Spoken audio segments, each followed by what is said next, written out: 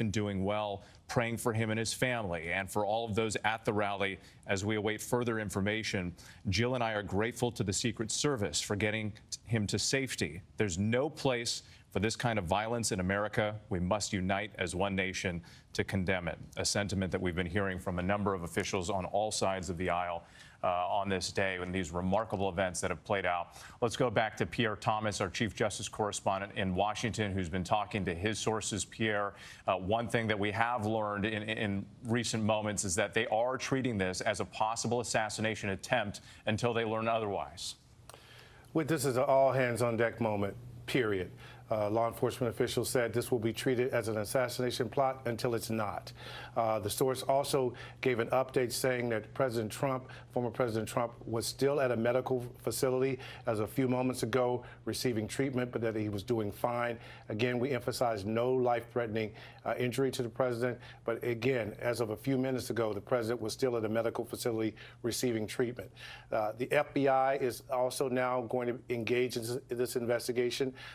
Every effort will be put on identifying, understanding who the shooter was, this attempted shooter was, finding out more about that person's background to make sure that this is confined to a single individual. We just don't know yet. Law enforcement, again, converging now, trying to get additional information so that security can be surged for the upcoming conventions. Also, we are getting information that law enforcement will be briefed later in the evening about what took place here. But again, you have a former president of the United States who is the leading candidate, soon to be nominated by his party as their candidate. Someone attempting to apparently kill him. That is the feeling until they can prove that it's not the case. That is how law enforcement is operating in this moment.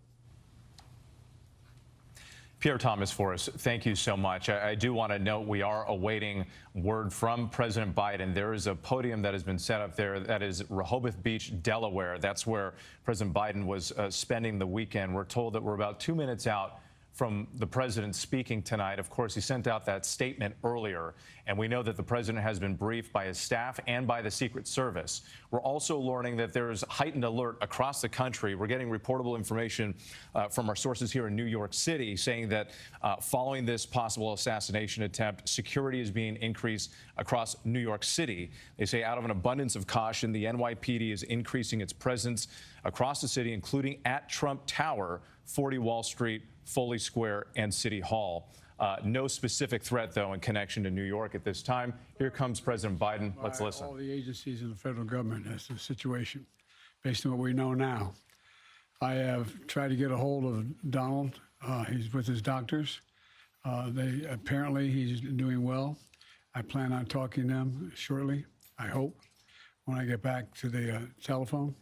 Look, there's no place in America for this kind of violence. It's sick. It's sick. It's one of the reasons why we have to unite this country. We cannot allow for this to be happening. We cannot be like this. We cannot condone this. And I want to thank the Secret Service and all the agencies, including the state agencies, that have been engaged in making sure that the people who, and we have more detail to come relative to other people maybe injured in the audience. I don't have all that detail. We'll make that available to you. I may be able to come back a little later tonight, but we'll put out a statement if I'm not able to if it's not convenient for you all. But the bottom line is that the Trump rally was a rally that he should have been able to be conducted peacefully without any problem. But the idea that there's political violence or violence in America like this is just unheard of. It's just not appropriate. And everybody must condemn it. Everybody. I'll keep you informed, and if I am able to speak to Donald, I'll let you know that as well. But so far, it appears he's doing well, number one. Number two, that there's thoroughly investigating what happened to anyone else in the audience. We have some reports, but not final reports. And every agency in the federal government, I'm going back to my phone to speak with the federal agencies that are being put together again to give me an updated briefing. Has anything happened? They learned any more in the last couple hours. So thank you very much, and I hope I get to speak to them tonight, and I'll get back to you if I do, okay? I don't know enough to. I have an opinion, but I don't have any facts. So I want to make sure we have all the facts before I make any more comments. Thank you. Are you worried, President? Was the security failing, Mr. President? President Biden with that short statement there. Again, he's in Rehoboth, Delaware for the weekend, but released a statement earlier tonight, but coming out before the cameras right now on the microphone saying that there is no place in America for this kind of violence. It's sick. It's sick. And on that political violence, he said everyone must condemn it. President Biden also said that he made a few attempts to try to reach former President Donald Trump, but was not able to, but said that he would like to be able to speak with him at some point when he's able. But again, President Biden reiterating what we've heard time and time again, the calls for calm, for people to condemn the violence, although we don't know much about what happened other than a few reports about a shooter who's been killed and a possible bystander and the shots fired. So again, all of this sort of playing out this evening in real time as we're getting information and these truly remarkable images that we saw on the screen as they played out. We were on World News Tonight right here on ABC as the Trump rally in Butler, Pennsylvania got underway. And it started in high spirits as many people were anticipating and awaiting his pick for a possible running mate that was expected in the next 48 hours. So all eyes were on this event to see if Trump would hint to who that person might be.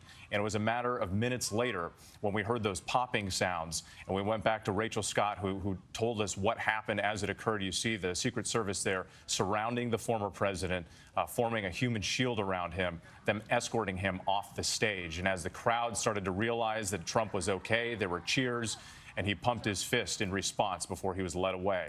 Again, we're told that he was taken to a nearby medical center, that he received treatment, but that he is doing okay, that he is fine. His family in a statement calling it a heinous act, what has played out, but the details are still far and few. We only know the very little that we've been able to get from witnesses and from the Secret Service. We've got our entire team on this. John Carl, our chief Washington correspondent, is in Milwaukee because that was supposed to be the scene of the week's major news in the Republican National Convention. And instead, John, everything is about to change after this incident. This thing has sent shockwaves throughout the political world. I was on the floor of the convention speaking with the Republican Party chairman, Michael Whatley, when this news broke. Saw him whisked away by an aide on the phone trying to figure out what was happening. And obviously, shockwaves not just here in Milwaukee, where the political world, at least the Republican part of the political world, is gathering for this convention that is set to kick off officially at 2 o'clock on Monday, but also over on the Democratic side. We are told, that the Biden campaign has paused all outbound communications, and they're working to pull down all of their political ads, effectively putting this intensely fought, heavily funded, very negative presidential campaign, at least for the moment, on hold in the wake of this incident. And you heard President Biden condemn what happened. I thought it was interesting to hear him refer a couple of times to President Trump, somebody he has clashed with as mightily as any two political figures in our history have clashed, calling him Donald and saying he tried to get a hold of Donald and he hopes to speak to him, and saying that we all have to condemn what happens. And that is what is happening. We are seeing statements from political leaders across the political spectrum, not just condemning what is an apparent or being investigated as an apparent political assassination attempt, but calling for calm and saying that political violence of any kind, certainly not like this, has no place in American politics. One of those briefed on this and putting out a statement is the Speaker of the House, third in line of presidential succession, Mike Johnson, who says he's been briefed by law enforcement and says this horrific act of political violence at a political campaign rally has no place in this country and should be unanimously and forcefully condemned. And that is exactly what is happening.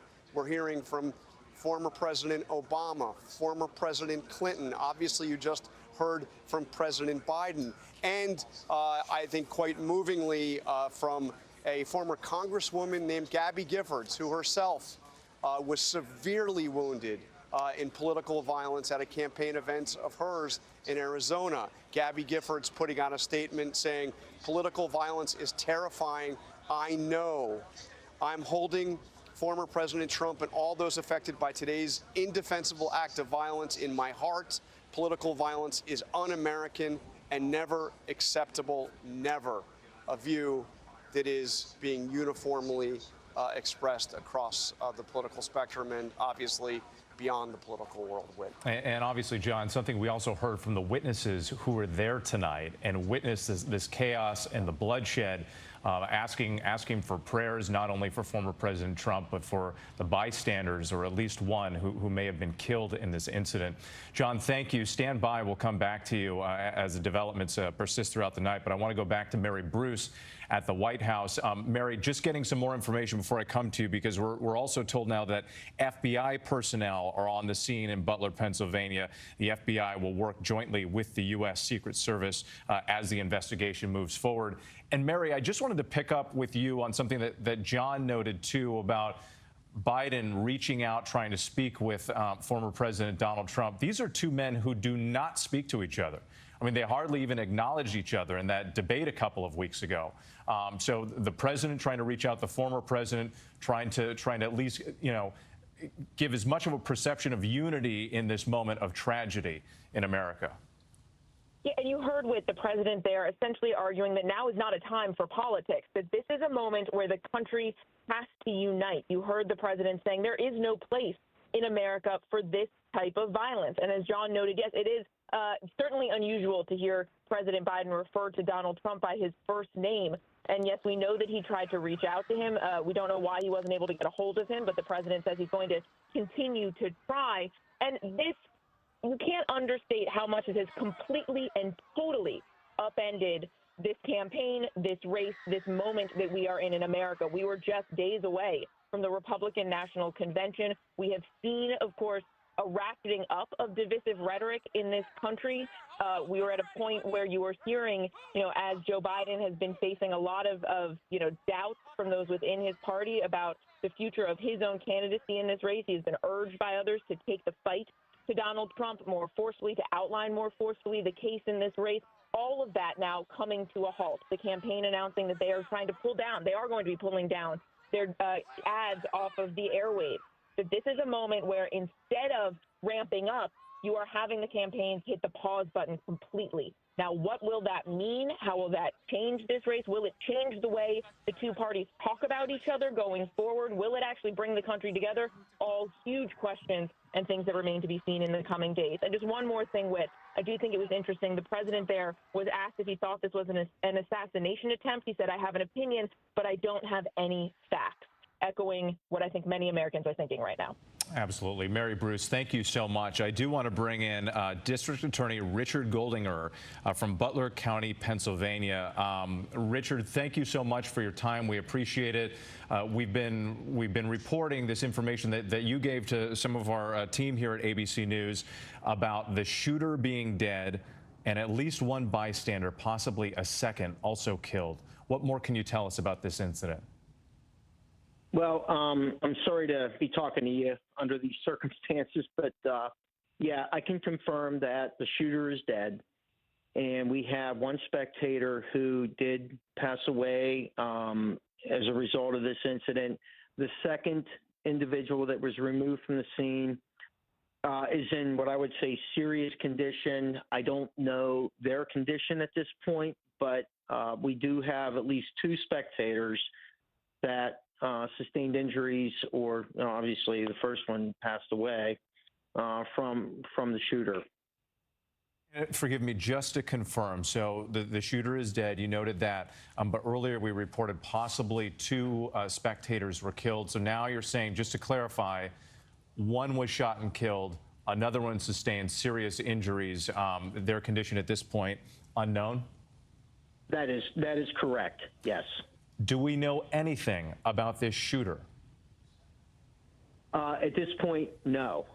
Is it a man? I don't even know if it's male or female, to be honest with you. So okay, so we don't know if it was male or female. Was the shooter? Is it believed that the shooter was actually in the venue, or fired the shots from outside? I can confirm the shooter was not within the venue. The shooter was on the roof of a building that was adjacent to the venue, and so they would not have had to go through the security process of entering the rally and be subject to the search and everything. Forgive me, I was just getting some information in my ear as you were speaking. So the shooter not in the venue, on the roof adjacent to the venue. So is it believed then that some of these other shots that we heard witnesses describe, that was law enforcement returning fire? Was it law enforcement who took the shooter out? That I can't confirm. That's a yes? No, I can't confirm that. Okay, so it's not clear how the shooter died. Correct. At this point, we don't know. I don't know. How about that? I don't know at this point. Fair enough. I understand. And forgive me, I know it's a fluid situation and information is coming in piece by piece. Extremely, yes. Richard, just your take in general. This is obviously a tragic moment in this country. I mean, not only do we have this act of political violence, we have bystanders, people out there just exercising their right to support a candidate, potentially shot and killed. What are you feeling at this time? Well, I mean, it's terrible. I mean, first of all, I'm embarrassed for my community that this happened here. I am disgusted and sad that somebody actually lost their life as a result of this. And, I mean, unfortunately, it appears to be just almost, I don't want to say a microcosm, but the state of our country, where we are right now and how divided we are, and somebody would resort to something like this to, well, I don't know the motives, but potentially affect a presidential election. And it's really sad. I mean, we need to, I agree with President Biden, we need to come together. We need to unite because of this. And I hope that maybe, something bad like this happening, good can come of it after the fact.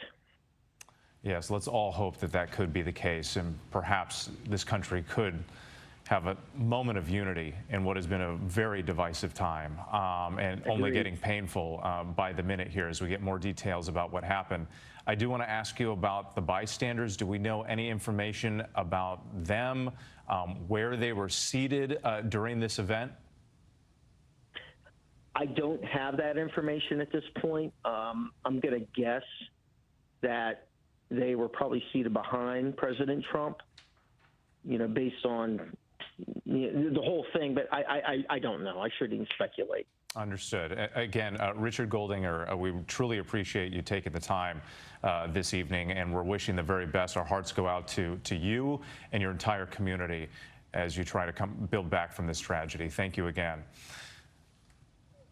I want to go to, let's go back to Martha Raddatz in Washington. Martha, I know that you've been talking to not only law enforcement sources, political sources, but also folks in the military who were describing what they heard with those gunshots. We got some more information from the district attorney there. The suspect who was shot and killed, and we're not sure how, we're careful to, to point that out, was on a rooftop adjacent to the venue. What does that tell you, and what's the reaction you're getting from your sources? Well, it certainly was a ways away from President Trump, and that in the beginning, when I started talking to people who were familiar with weapons and who heard that gunfire on the tape, said they were certain it was probably a ways away from the actual venue outside the security zone, and it sounds like that has proven to be true. There were several shots you could hear, and they were very distinct, at least 2 or 3, possibly more shots, and we don't know yet whether we were hearing not just the shooter, but those who then took out the shooter. But when I look at this video, and we've all looked at it over and over, and you see President Trump get up and put that fist in the air. We've now heard from his family. We now have heard that former President Trump is okay.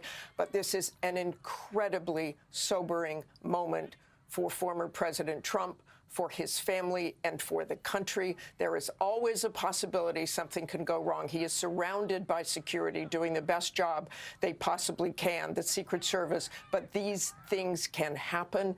And when he goes out there again, he is going to be thinking of this, whether he keeps that fist in the air, whether you can't keep him down. This is something that has got to be in the back of your mind. Back in 2016, just 4 days before the election back there, he was taken off the stage by Secret Service when someone shouted gun.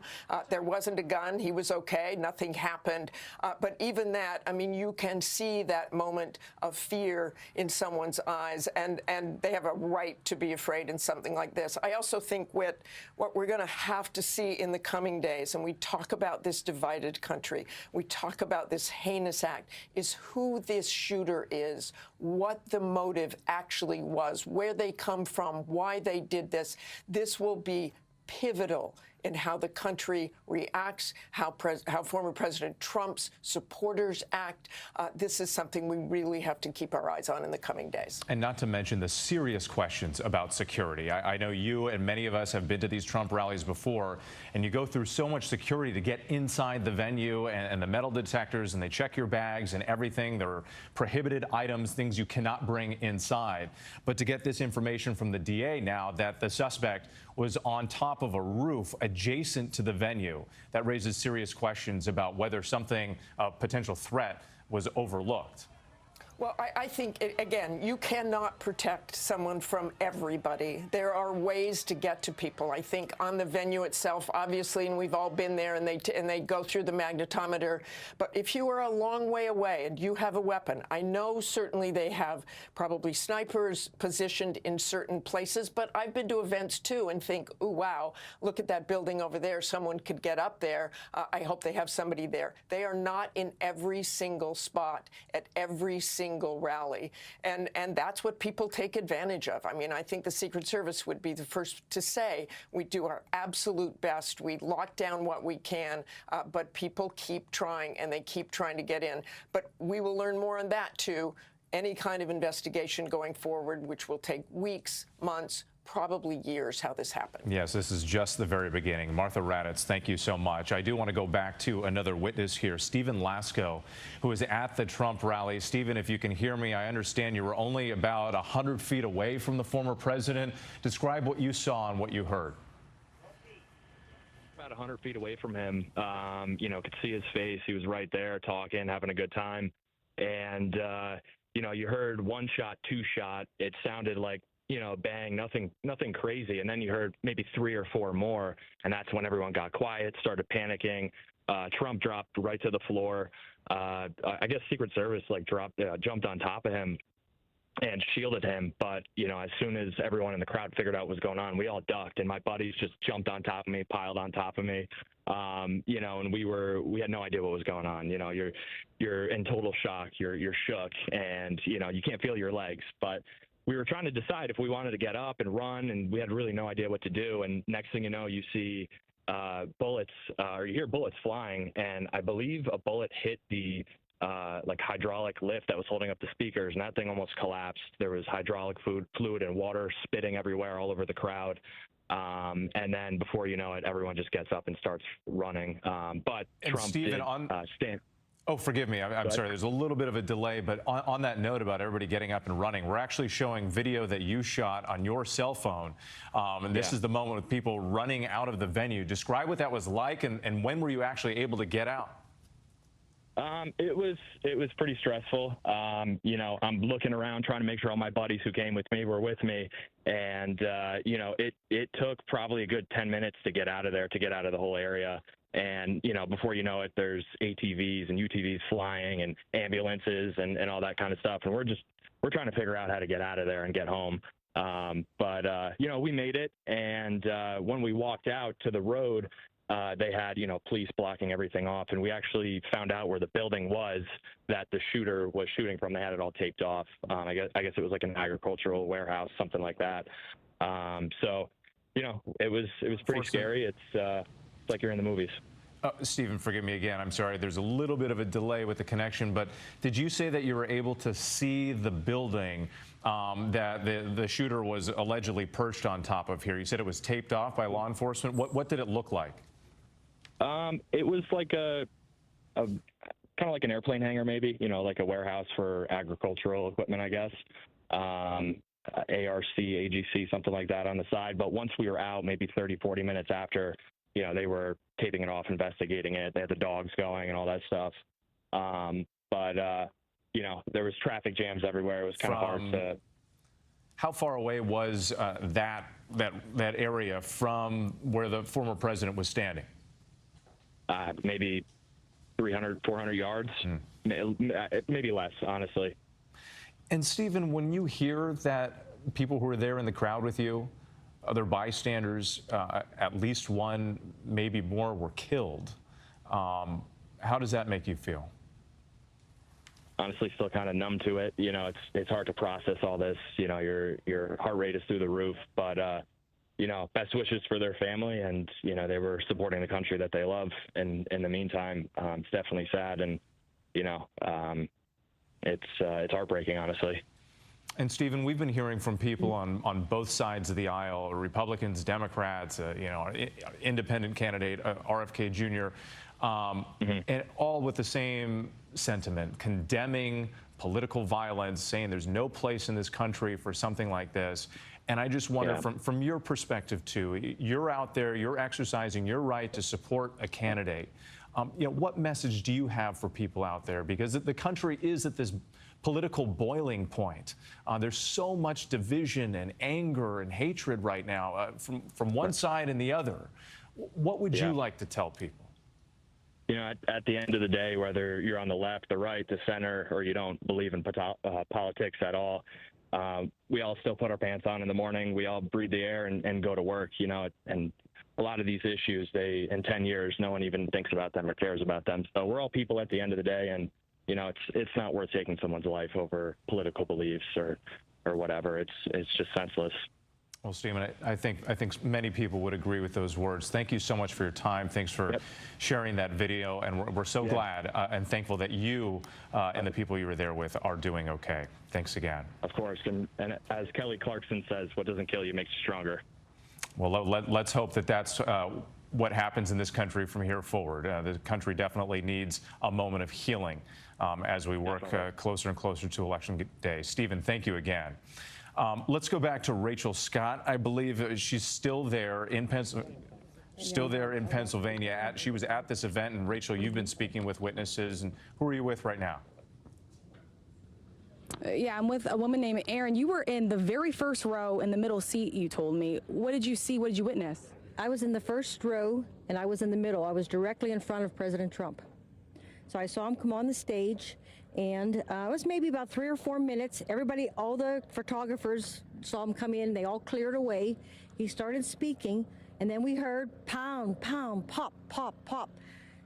In everybody's mind, it was like 4th of July. Somebody must have been still doing firecrackers. Then I saw the 4 Secret Service jump up and immediately push him to the ground. Then the news people that were around him, they all fell to the ground. There was 4 of them down there, and then we all stood up. None of us moved. We wanted to protect President Trump. Sorry, helicopter's landing. Then I saw the gentlemen who wear the guns in the black. They came on and they said, okay, clear right, clear left.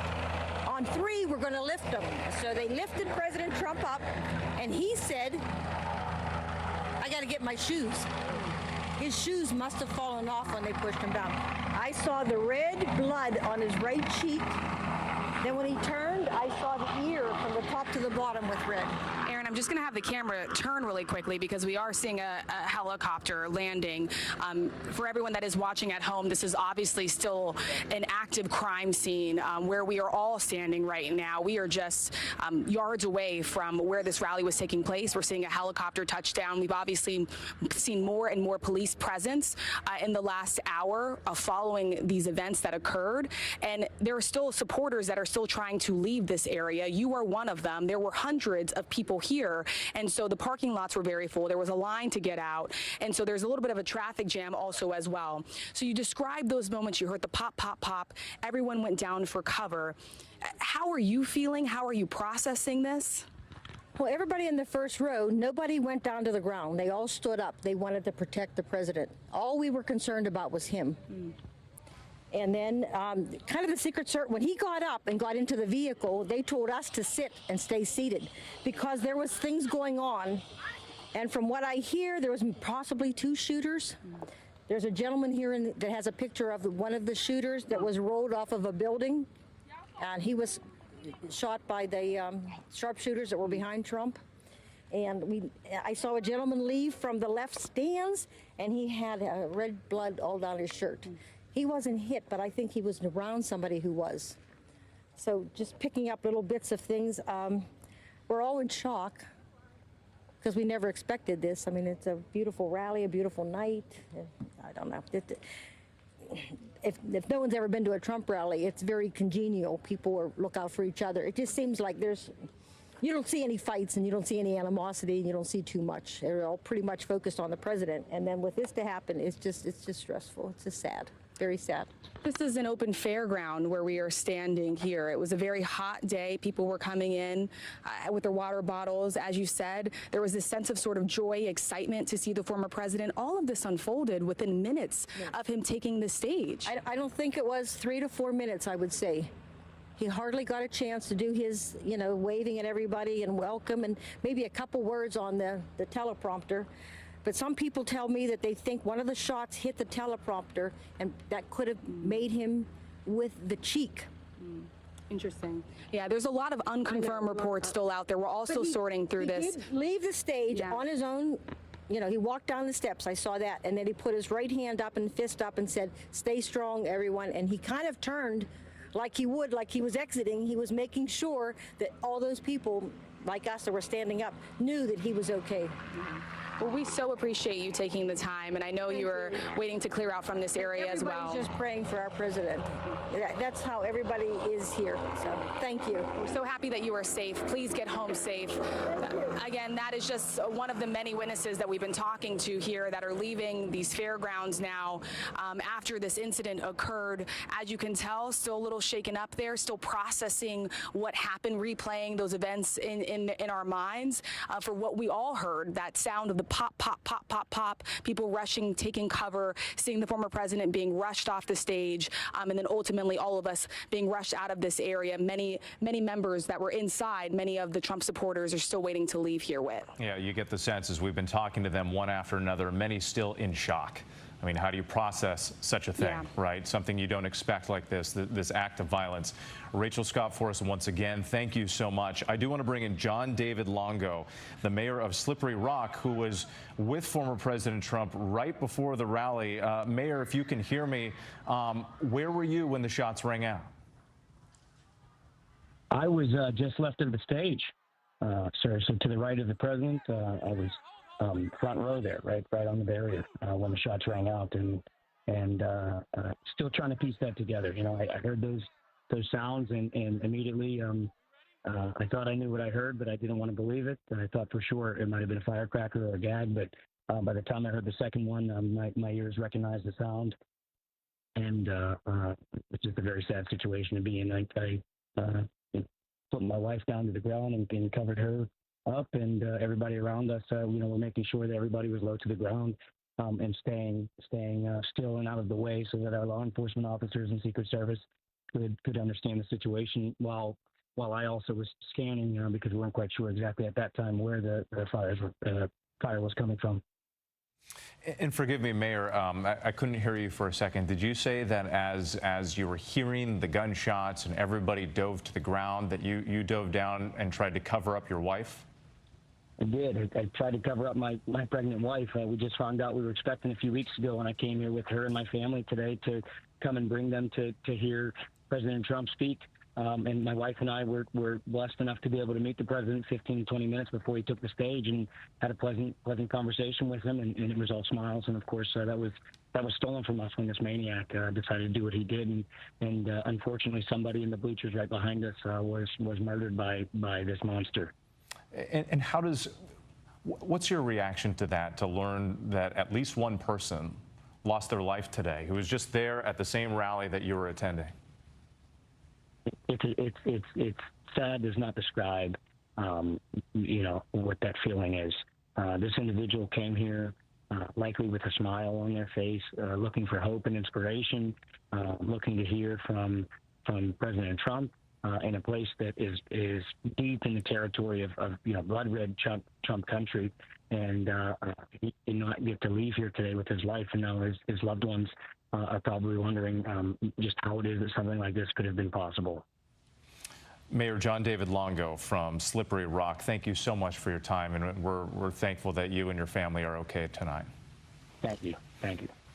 Let's turn now to Paul Eckloff, a former Secret Service for both former President Trump and for Obama.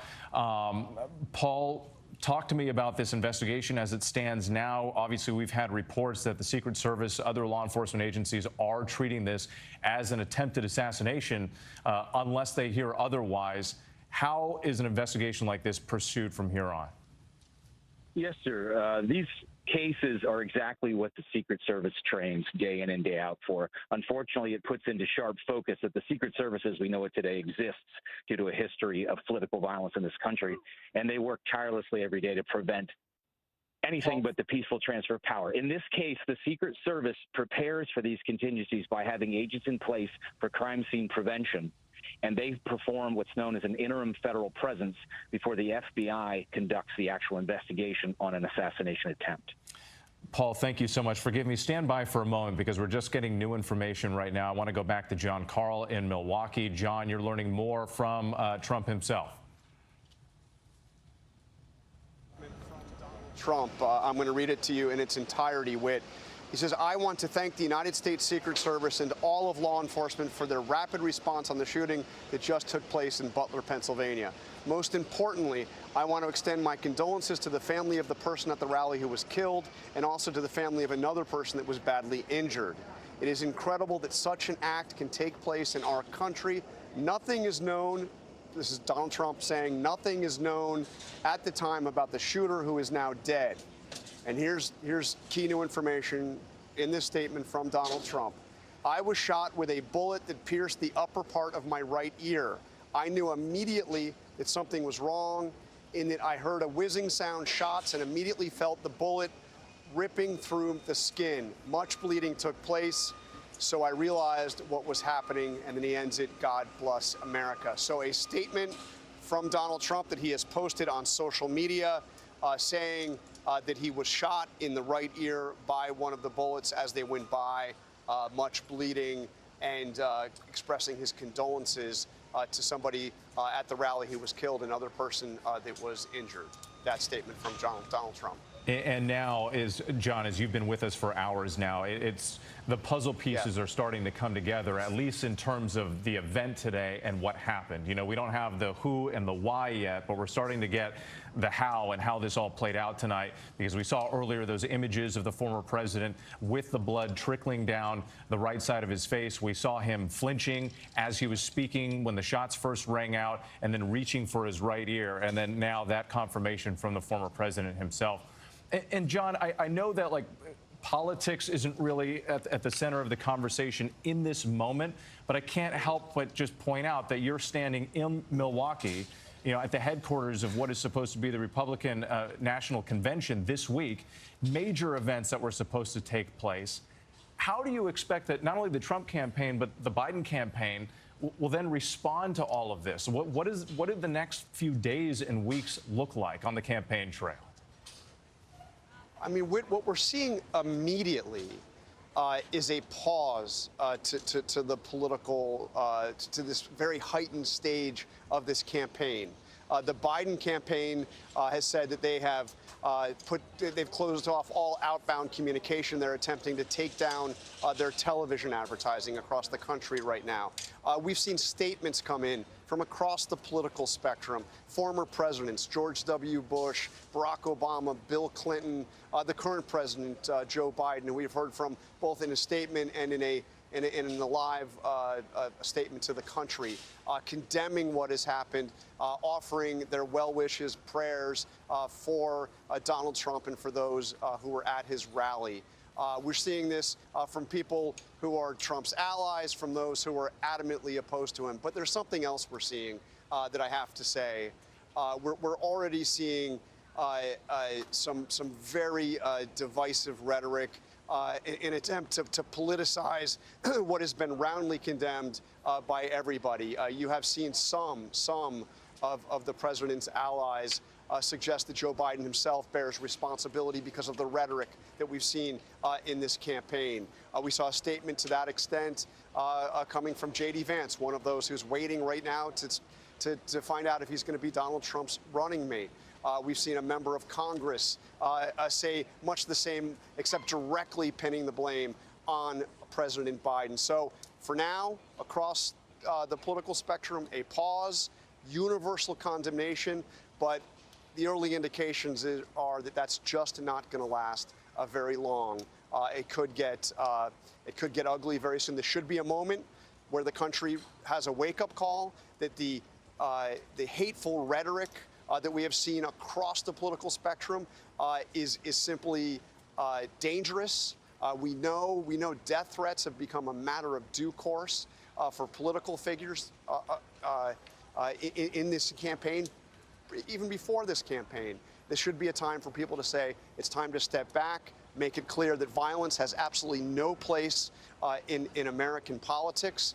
But I think what you're also going to see is while this campaign is, for the moment, in a state of shock and pause, it's a campaign that seems like it is very well going to come back with a vengeance. And on that point, this is going to be a huge test, no matter how you slice it in this country. Is this going to be a moment of unity at some point?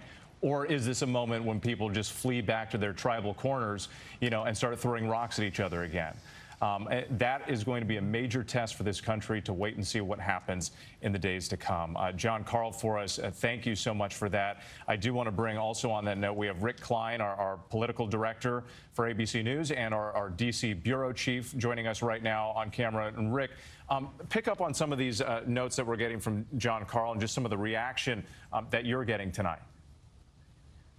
Yeah, just in the immediate term, Whit, I'm just a couple hundred yards away from the forum where this convention was set to go. The balloons are literally up in the rafters. There's a festive atmosphere that was here in Milwaukee just a few hours ago. All of that, needless to say, is gone.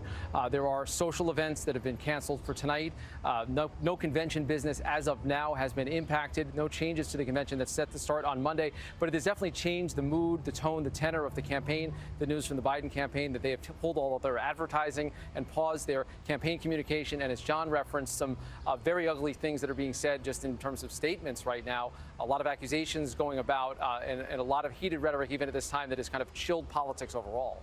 Rick, let me ask you this, because obviously law enforcement across the country, they're going to be on heightened alert. There's going to be more security at all of these events. And I know you're there in Milwaukee. All the infrastructure is in place. What are the chances they cancel this event altogether, the convention? Is that a possibility? I mean, they have a lot to get in line within the next 24 plus hours. I've been told that that's not under consideration right now, that the communications from the Trump campaign and from the host committee of the convention are all around planning to go ahead. But of course, things are now minute by minute and hour by hour, and it's very possible that things change.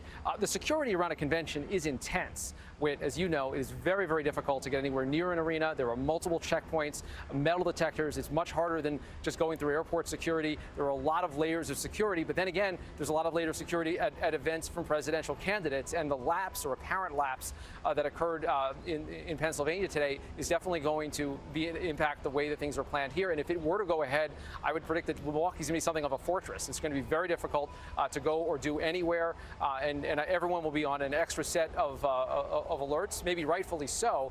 I also think that people are going to be looking at this event in a much different light. I think the images and the words coming out from the former president about the importance of standing strong at this moment are powerful ones. I've heard from a couple of delegates already who've just said they've been impressed by the way that Trump and his team have handled this. I think this changes the nature of a convention, even though the convention itself, as of now, is set to start in less than 48 hours. Rick Klein, thank you so much. Let's go back to Aaron Katursky, our senior investigative correspondent.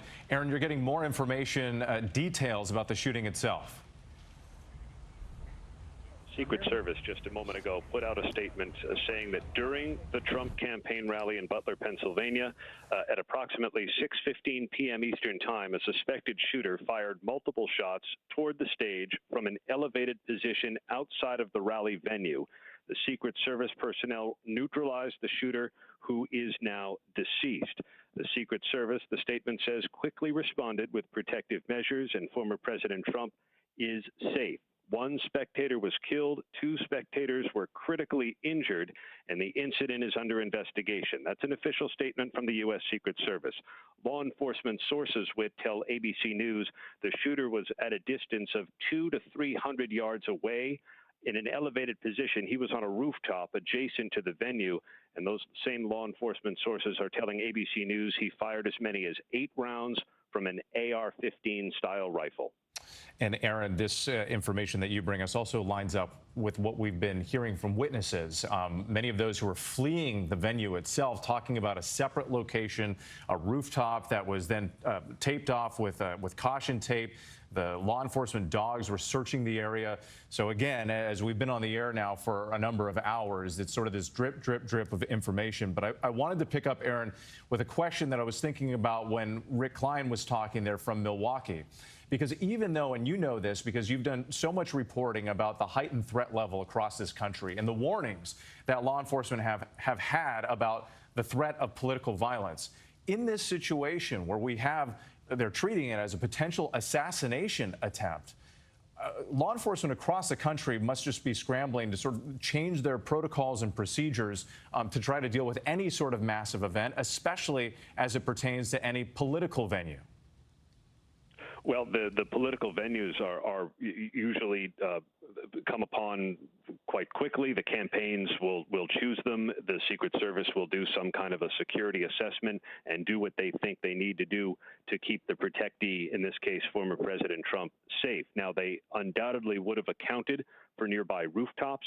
We'll wait to see whether this individual, this shooter who is now dead, was in position beforehand, or whether may have tried to access the rooftop while in full view of others, and how police and the Secret Service may have reacted to that. But this is certainly going to have an impact on how police and the Secret Service go about securing these venues in the future, especially at a time when the threat environment in the country is so complicated. All the more so by the rather heated political environment we're in now, just months before the next presidential election. And Aaron, another thing that you've reported on in the past, and I think it's worth noting here, because we don't know the motive behind this attack. We don't know who this shooter was. So that information is still to come. But regardless of whether that specific threat was neutralized, right, if it was one shooter or if there are other people who could have been involved, regardless of that fact, Aaron, you often talk about the threat of a lone wolf who could be inspired by an event. And so law enforcement has to be looking at this and also saying, okay, well, it's one thing to foil a potential plot. It's another thing if you've got somebody with a grudge who's motivated by what they saw on TV. And I think any law enforcement official would tell you those are notoriously difficult to detect and to stop, because there is almost no warning. And how many of these security bulletins, intelligence bulletins do we see where a lone actor is identified as the most significant threat, somebody who is willing to use violence, and in this case, we believe an AR-15 style rifle, and willing to do so without any apparent warning. So right now, the authorities no doubt know who the shooter is. They've undoubtedly identified the person by now and are going through social media, talking to witnesses, acquaintances, relatives, friends, anyone they can find to give them a sense of what the motive might have been. But the stark reality is that a lone actor who is willing to use a gun is very, very difficult to detect and to stop. Aaron Katursky, thank you so much. As we come up on the top of the hour here at 9 p.m. in the East, I'm Whit Johnson in New York, and if you're just joining us, we are following all of these major developments after the shooting at a campaign rally. Former President Trump in Butler, Pennsylvania, was slightly wounded in the right ear, but we're told by his campaign, by his family, that he's doing fine. Authorities say the shots were fired from a rooftop adjacent to the venue, some 200 to 300 yards away. 8 rounds fired from an AR-style rifle. That information just reported by our Aaron Katursky. And the shooter was neutralized by the Secret Service. The shooter was killed. Authorities say a second person, a bystander, is also dead. Also getting reports that another spectator may have been critically injured. The incident is being investigated now as a possible assassination attempt. The former president's son, Don Jr., says his father is under observation at the hospital and in good spirits. President Biden tonight coming before the cameras, condemning the incident, saying there's no place in this country for violence. The former president himself also releasing a statement moments ago, thanking the Secret Service and law enforcement for their rapid response, describing the incident, saying he heard a whizzing sound and shots. And President Biden, as we also noted, they're coming before the cameras. He was condemning the violence, saying all federal agencies are now engaged. He also tried to reach out to the former president personally to speak with him tonight. The incident all playing out before the cameras. The horrific moment here, the loud noises popping, the former president appearing to grab his right ear in that moment. Secret Service agents then rushing the stage, protecting him with their bodies like a human shield. Those anxious moments as everyone was waiting to see if Trump was okay. This is the shocking moment. Chaos erupted at Donald Trump's rally in Butler, Pennsylvania. If you want to really see something that's said, take a look at what happened. You can hear several pops and see the former president grabbing his ear, ducking for cover behind the podium. Secret Service agents rushing the stage, surrounding Trump, shielding him, taking him down to the ground. The screaming crowd looking on in horror. A short time later, agents carefully lifting the former president up. I got you, sir. I got you, sir. Let me get my shoes, sir. Hold on, your head is bloody. Blood clearly seen on his face, Trump pumping his fist. Agents whisking the former president off the stage, down the stairs to a waiting armored SUV, rushing him to a local medical center. We heard what we appeared to be gunfire coming. The former president was rushed off the stage. Right now, we're at Secret Service. He's being escorted into his vehicle. This was a chaotic moment that just played out right here in Pennsylvania. People running and rushing to the ground as they heard those apparent shots fired. Tonight, the Trump campaign releasing a statement saying the former president is fine and being checked out at a local medical facility. Just hours ago, this area was lined with Trump supporters. They entered that tent right there to be screened by Secret Service, going through metal detectors, their belongings detected. Now, this is the space where you have Trump supporters that are leaving, panicked and confused, as Secret Service agents rush us out of this area and back to our cars. Tonight, the crowd still in disbelief. Tell me what you saw and what you heard. You said that you heard the popping sounds and you got down? Sounds. At first you think like maybe firecrackers, but it continued, and then somebody yelled, "Get down." We got down, and we huddled and we started praying. Tonight, local officials telling ABC News those sounds were in fact gunshots, live rounds fired from outside the security perimeter. This is being investigated as an attempted assassination.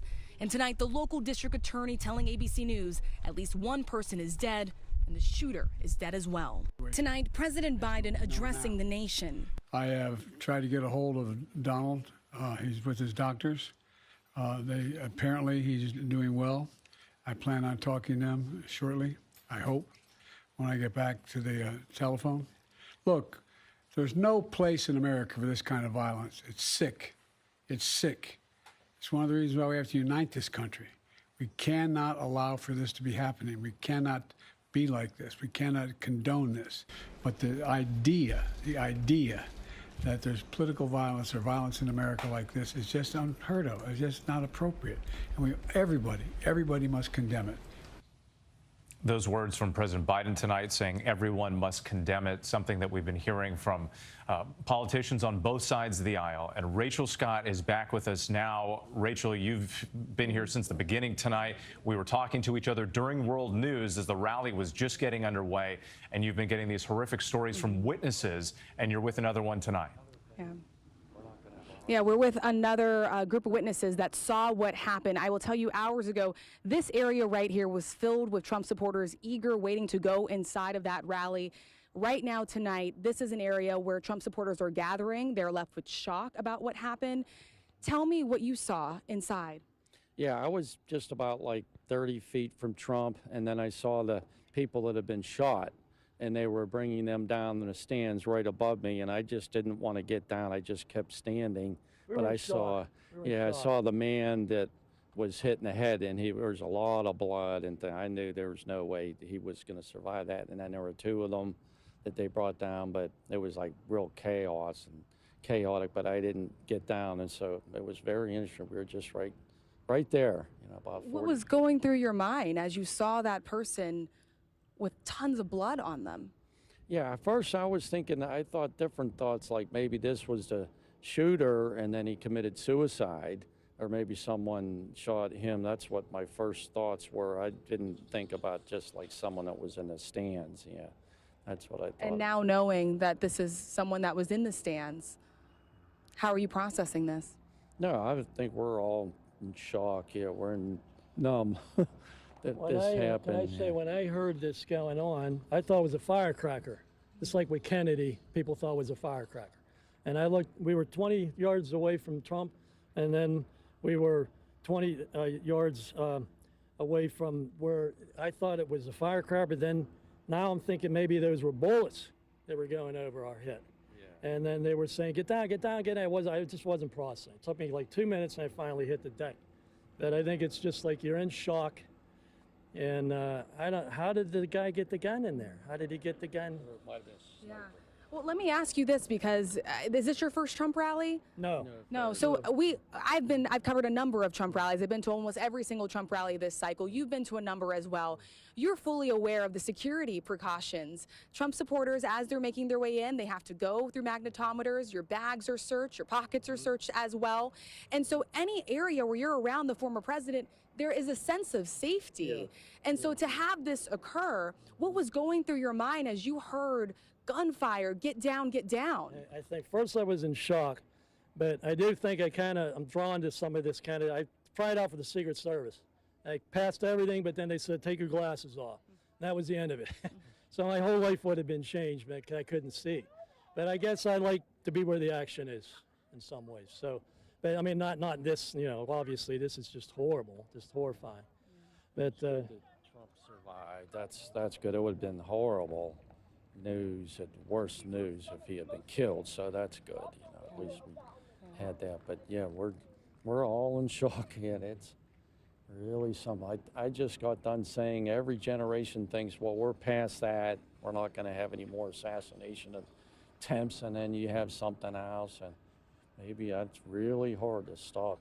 I thought it was firecrackers. Yeah, you thought it was firecrackers.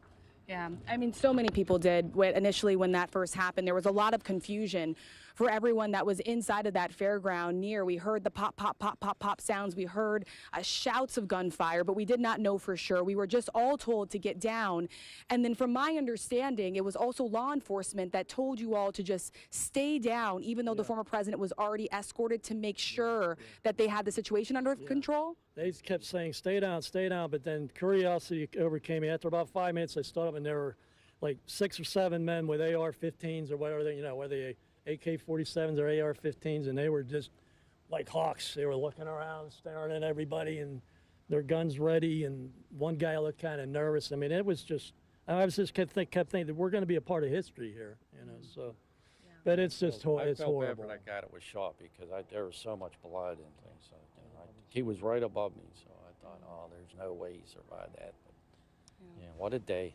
A hard thing to witness, and I so appreciate you all taking the time to speak with me, and I'm glad that all of you are safe. Please get home safe. Again, with just this sense of disbelief, trying to process, replaying those events over and over in your head, that's what everyone here that was inside of that Trump rally is still having to contend with as they process the moments that happened, those frantic and chaotic moments of what they witnessed inside with. Yeah, and I can't help but think there's going to be a lot of trauma after this event for all of those witnesses who were there, watched this unfold before their very eyes, and also knowing that, you know, one of their fellow supporters, somebody who was just there, part of the rally, at least one person lost their life today. Rachel Scott, and to you, we can't thank you enough for all your reporting throughout the evening. Stand by. We'll come back to you if news develops. But let's bring in John Cohen tonight, ABC News contributor, former FBI. John, there are so many questions about what happens now with this investigation. Take us through this process. Where do they begin? Well, the first thing they're going to do is they're going to identify the suspect. They're going to try to determine by evaluating their social media, their communications, their interactions with other people that they are associates with, whether this was an act of a lone offender or whether it was part of a broader conspiracy. They're also going to be looking for any type of follow-on events. Part of the danger in a situation like this is that people may view this as either an act to be replicated or may seek to respond. So law enforcement very quickly across the country, quite frankly, is going to be looking at trying to prevent any residual events following this incident. John, thank you very much. And we do know that the FBI is joining the Secret Service in this investigation. Let's go back to Martha Raddatz. Martha, you've been talking to sources, also military sources, and you have some new information, what you're learning about the weapon. Well, we know from our own reporting from Aaron Katersky and others here at ABC that they believe it was an AR-15 and that the shooter got off 8 rounds. Talking to a military source who said it is the same thing as an M4, which they use in the military. We train to shoot at our ranges out to 300 meters without optics or a scope. A good shooter can easily shoot further with an optic. That's about 330 yards, and it's believed the shooter was 200 to 300 yards out. This military officer said the 300 yards is definitely in range, not an easy shot, but 100% in range. And this is very sobering wit. He said, I am surprised he didn't hit him. We do know that his ear was grazed and not certain exactly how that happened at this point, although Donald Trump said he believed it was a bullet going by him. But I am surprised he didn't hit him. This military officer also says that it was likely, given the sounds he has been listening to all day on that tape that we have been playing and that Donald Trump himself heard and everybody there who was there, that it was far away, but that perhaps the shooter tried one shot, missed, and then got off several very rapidly just into the crowd. Yeah, 200 to 300 yards away, and that shooter on top of a roof. And Martha, to your point, it is worth emphasizing that. I mean, former President Trump says that he heard the bullet whizzing by and that it pierced the top of his ear, literally inches away from taking his life. It certainly would have been if it, in fact, is proven to be a bullet that went right by his ear. Millimeters. And, you know, the way you turn your head or you don't turn your head. And again, that we have to emphasize this was clearly in range for a weapon like that, whether the shooter had a scope, whether the shooter did not have a scope.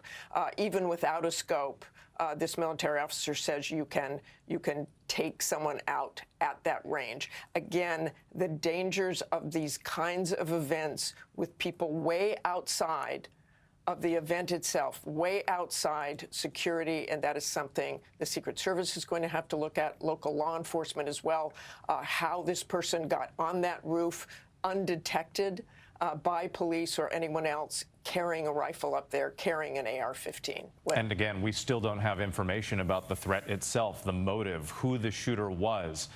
We haven't even been told by law enforcement, whether they think the threat is over. So still a lot more information to come. Martha, thank you so much. We appreciate it as always. And throughout the evening here, we've been speaking with many other eyewitnesses.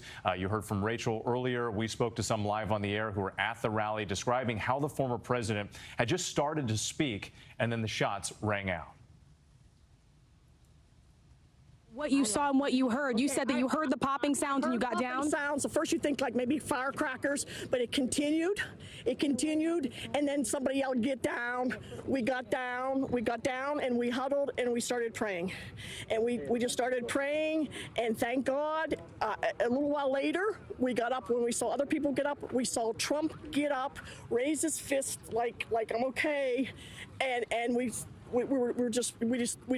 kept praying. I felt really bad. I'm worried about our grandchildren. What kind of life are they going to have if this goes on, if people don't have the right to say what they want? You told me that you were near the very front. You weren't very far. No, we were like from here to where that thing is. And you got down, you said you got down immediately? Yeah. Yeah, everybody yelled, "Get down." My daughter-in-law, Lisa, she said for us to hurry up and get down. Well, I mean, I saw all the Secret Service kind of cover Trump. They did a really good job about that, making sure he was protected, telling everyone to get down. So I think they did take a good care of making sure everyone was understanding what was going on and being serious but not freaking everybody out. What was your initial reaction when you heard those popping noises? To get down, yeah. So I actually my boyfriend pushed me on the ground and went on top of me, which was really nice. But I think a lot of people were a little too shocked to understand what was going on originally, for sure. But I think everyone listened pretty well, and it was handled pretty well. Did you see some of that commotion that was playing out on the other side of the bleacher, where we saw law enforcement agents sort of swarm around another individual, or did you ultimately just rush out? No, we were there for a minute because they did tell us to go back down again just in case. I think that was good because it helped calm people down. But I think one of the stands that I was next to, they did carry out a man, and there was another one that might have been injured. I'm not 100% sure, but definitely one at least. And on the other stand on the other side, because I was on the right, on the left, there were a bunch of men in uniform surrounding someone. So that was interesting to see. You said that you were very impressed by the speed in which Secret Service was able to get on that stage within seconds of all of us hearing those popping sounds. Yeah, absolutely. They did a great job. I definitely felt protected in the situation. The sniper was on it, watching on guard. Everyone on the scene did a great job. I mean, of course it was nerve-wracking in the moment, but I never felt like I was in danger, which was cool. They were on the president, which I'm very thankful of, and they did a great job protecting him and getting him out as quick as possible. He is doing good, which is good. Yeah. I'm the Republican nominee for the Senate in Pennsylvania. I was in the front row, and President Trump had just announced me and said he was going to have me come up on the stage, and said, well, wait a minute. And then there were a number of shots, I think probably 7 or 8 shots. It wasn't clear whether they would come from one place or 2 places, at least I couldn't tell. And immediately there was a swarm of Secret Service officers that, got on top of, knocked down President Trump and got on top of him. And then he stood back up, and you sort of saw this fist come out, sort of defiant that it looked like he was okay, but you couldn't tell for sure. It looked like there was some blood, but it wasn't obvious. And then the entire crowd went to the ground because we weren't sure whether the shots were done. And then unfortunately, over my shoulder, someone had clearly been hit. I was on the ground, and up in the bleachers, probably 3 or 4 bleachers behind me, it looked like there was a man who was severely injured. There was a lot of blood, and his people around him were trying to administer first aid. And then some police officers came in and carried him out, and presumably took him to get first aid. That's really all I could see. I don't know if there were other people injured, and I don't know if there was anybody apprehended. because, as you might imagine, once that happened, the crowd was it was very chaotic, and it was very hard to know what was going on. And we're still there at the rally, just sitting trying to get out because the traffic is so backed up. And Dave, your account seems to confirm some of this reporting that we're getting about a shooter and potential bystanders who were hurt. Just talk more about your initial reaction. I mean, seeing this, you're running for Senate in the state of Pennsylvania. You're about to walk up on the stage. You're getting introduced by the former president, and then you hear these shots ring out and the chaos in the crowd. What was going through your mind in that moment? Well, it takes a minute to process. People started to panic all around. You could feel, people were very scared, and so, everybody just dropped to the ground. And it felt very obvious that the president was under assault, and very much at risk. And it wasn't clear that he was okay to begin with. And then, once it started to sink in, you're thinking, are there still shooters out there? Are they going to target other people? And it's just like these, situations. I was in the military previously. You realize over time that the facts start to come together. So you got to be careful not to draw too many conclusions early on.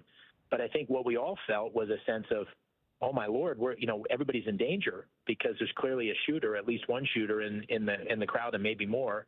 And really, I think scary for everybody who was there. And shocking, even more than scary, just shocking, because you were in the middle of this rally, and it was kind of fun, and people were enthusiastic, and all of a sudden it was turned upside down. What does this say to you about our state of division and the politics in this country right now? Well, I don't want to draw any conclusions before I know more about it, but obviously it's if you're a public official, if you're a presidential candidate, and your safety's at risk, that's scary for all of us, no matter what party you're in. And so I think it's a moment to take stock. And you had 15,000. It seemed it was a huge crowd. I was told by the law enforcement people there are 15,000 people who were enthusiastically supporting their candidate, and all of a sudden, the former president, his life is at risk, and what were peaceful people in the audience are wounded, potentially, fatally. I mean, that's unacceptable, and it's not a matter of party. That's just unacceptable in our great country. I do want to go to Leonard Verdetto, who is an eyewitness who was there at the rally today. He's joining us now on the phone. Leonard, can you hear me? Yes, I can hear you, sir. How you doing? Thanks for having me on. Absolutely, Leonard. We're so grateful that you are okay. Can you just walk us through what happened and what you saw? Sure, absolutely. So everybody was excited to see the former president coming out. We were all, excited, and we were all happy. We were all joyful. We were all there for each other. And then the former president was giving his speech. Then moments later, there was some, popping sounds that were going off. So about maybe 6 or 7 to 8 shots that were happening. None of us really registered at the time, but then all people were saying, "Get down, get down." Even I was saying, "Get down." Other people were saying, "Get down" as well. And, we were all praying. We were praying to Yeshua, the Lord Jesus, and we were praying to him to keep us safe, keep us protected. But unfortunately, what happened was, someone did get shot. What I do hear is that I think 2 people did get shot, that to the best of my knowledge. And I believe that, the former president, which I'm glad he is safe. So.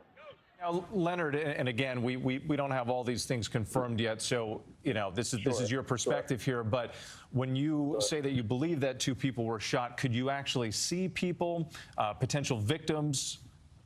What I seen, and to the best of my knowledge, sir, is that and again, I was hearing it from other news sources as well. But what I personally seen, there was blood on a couple of people. Someone was shot just about 5 feet right behind us, to be honest with you. So we were that close, and thank God we weren't shot either. And where were you located? We're looking at the video right now. This is the former president being brought back to his feet after those shots were fired. Were you on the stands behind Donald Trump, or were you in front of him? If you're looking exactly at him, we'd be on the left side, actually. We were the left side of the other stands where you've seen those big TVs. So the left side of the stands facing the president, or behind the former president? facing the president. We were more on the sides, looking on the side of the president, so facing him. And Leonard, let me just ask you too. Obviously, you go to we've been talking about this, the division in this country, the polarization. But here you are. Obviously, you're exercising your right to, support whichever politician you believe in. And you go to an event like this, you don't expect there to be violence. What's in your heart right now? Well, what's in the heart right now is I'm encouraging the American people to pray to Lord Jesus, because right now our country's divided. Again, those words from some of the witnesses that we heard from throughout the hours this evening who were there inside this venue in Butler, Pennsylvania. The event was supposed to be sort of a precursor for the big week at the Republican National Convention. Former President Donald Trump had been hinting that he was going to announce his running mate in the coming days. So all eyes were on this event when the gunfire rang out. And then those terrifying moments and these images you continue to see here with the former president being escorted off the stage with the blood trickling down the right side of his face. The former president in a statement once again saying that he was shot with a bullet that pierced the upper part of his right ear, and he immediately knew that something was wrong when he heard the whizzing sounds and the shots. Some of our other reporters getting information from law enforcement that they now confirm that the shooter fired as many as 8 rounds from an AR-style rifle while perched on a rooftop adjacent to the venue.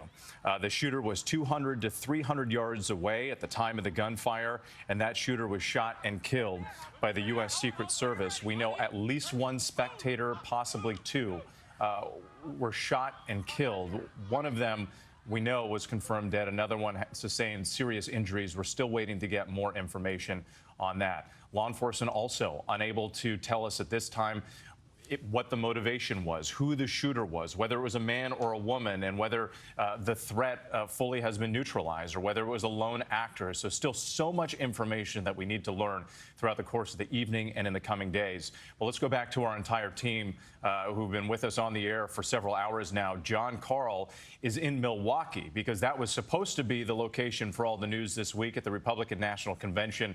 John, you've been talking to Republican sources there. In fact, you were in an interview when reports of these shots first came out. I wasn't in a formal interview, but I was standing on the floor of the convention with the person who was running this convention, Michael Whatley, the chairman of the Republican National Committee. We were just, talking about the big week's plans ahead, speculating on when Trump will actually make the announcement of his running mate when this news broke. And as you can imagine, shockwaves throughout the hall. Nobody really had any idea yet what had happened other than those initial reports and that shocking live video. He took a call from one of his aides and was whisked off the floor to try to figure out what was going on. This has effectively put a freeze on the campaign, at least for the moment. And it's not just here in Milwaukee, where although the convention is starting on Monday, you are already seeing Republicans from across the country gather here. In fact, there was supposed to be a big welcome reception tonight. As you can imagine, that has been canceled. All events, the pre-convention events, have been canceled. Over on the Democratic side, we've heard from the Biden campaign that they have stopped outgoing communications. They say that they are working to pull down all of the political television advertising, all the political advertising that is up as this campaign is effectively put in a state of deep freeze. And then we're hearing statements across the political spectrum, I think most prominently from former presidents. We heard from President George W. Bush, who said that Laura and I are grateful that President Trump is safe following the cowardly attack on his life. He commends the Secret Service, obviously, as somebody who was also protected by the Secret Service. We heard a similar statement from Barack and Michelle Obama, a similar statement from Bill and Hillary Clinton. We've heard statements from the president's allies and from his political opponents, all saying that violence has absolutely no place in American politics, uniformly condemning this. But I have to also say we are starting to hear some very unfortunate signs of efforts to politicize this horrific event. That's right. And we noted before, this will be a big test to see how the country responds, you know, politically and in living rooms and workplaces across this country. John, thank you so much. I do want to hear from another person who was there at the event, witnessed the gunfire. Rico Elmore is joining us now. Rico, if you can hear me, just tell us where you were when you first heard the shots. Whit, thank you so much. And also, with all due respect, my prayers go out to the family when this all occurred. I know it's very rough. So I was positioned probably about maybe 20 feet away from the president at the point in time when he was making his address. I was to the right of the stage due to me being I was a speaker at the event. So I did my speech earlier today. Doing the pre-program, and I was a few feet from where this all occurred. We heard the shots, and I thought it was, first thought it was fireworks because, you know, people are on edge, and any kind of loud boom you hear, you're going to think gunshots immediately, especially because of the environment of what was going on. And I turned around, and someone yelled medic. And I looked, and there was no way a medic could have got to that person in time. So I left my seat, took my tie off, I jumped over the barrier, and I ran to the individual. But when I got there, it was too late. The person was bleeding out through their head. And like I said, once again, respects to the family because this is a very tough time. But they were shot, and I tried to, you know, block the wound. I held a towel against it, and until a medical team arrived and got him out. And, you know, from there I helped the police and crowd control with getting people out of there because people were very nervous, people were very hesitant, and we had to move people fast and get them into a safe location opposite of where the shooter was at or said to be at. So I assisted with getting people down and getting people out. And I try to keep kids calm and just get people clear. Wow, Rico. Obviously, we want to be sensitive to the victim's family. Yes. But can you tell us more about this person, where they were? Was it a man? Was it a woman? Well, it was a male. It was a male victim. He was literally just sitting there in the stands. He had to be maybe 3 or 4 rows up from the bottom of the bleachers where everybody was sitting. And 1 second, where everyone's cheering and happy and listening to what Trump's saying, and the next minute, he's gone. Rico, did you have any training in this sort of like first aid? I mean, this is life-saving aid that you're describing here. I mean, I'm in the military. I'm in the 171st Air Refueling Wing, and you know we learn first aid and self-aid buddy care and basic training. And you know, at the point, as soon as I heard the shots and I seen and heard someone yell medic, my first instinct was, you know, I'm trained in self-aid. I'm trained in you know, applying a tourniquet, but I'm not trained to see someone's, you know, what I witnessed. I mean, nobody can be trained for that. And we're getting the sense, Rico, not just from you, but from others, I think there's going to be some serious time, some healing that's going to need to take place for the people who were there and saw all of this, and especially for you to see everything up close. And you got the sense early on that that this person was lost? From understanding head wounds and how they operate, when I seen what I seen, I was afraid that that person was lost. And reading what has been done, said, and stated in the news so far, those are now facts, which is a shame.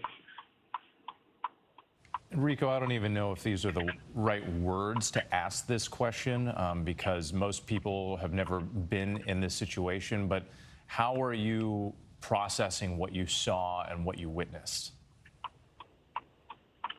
I mean, one can only process what happened, hopefully as slow as possible. But my worry, my heart at this point in time is not for myself, but it's for the families of the loved one. Rico Elmore. That's important.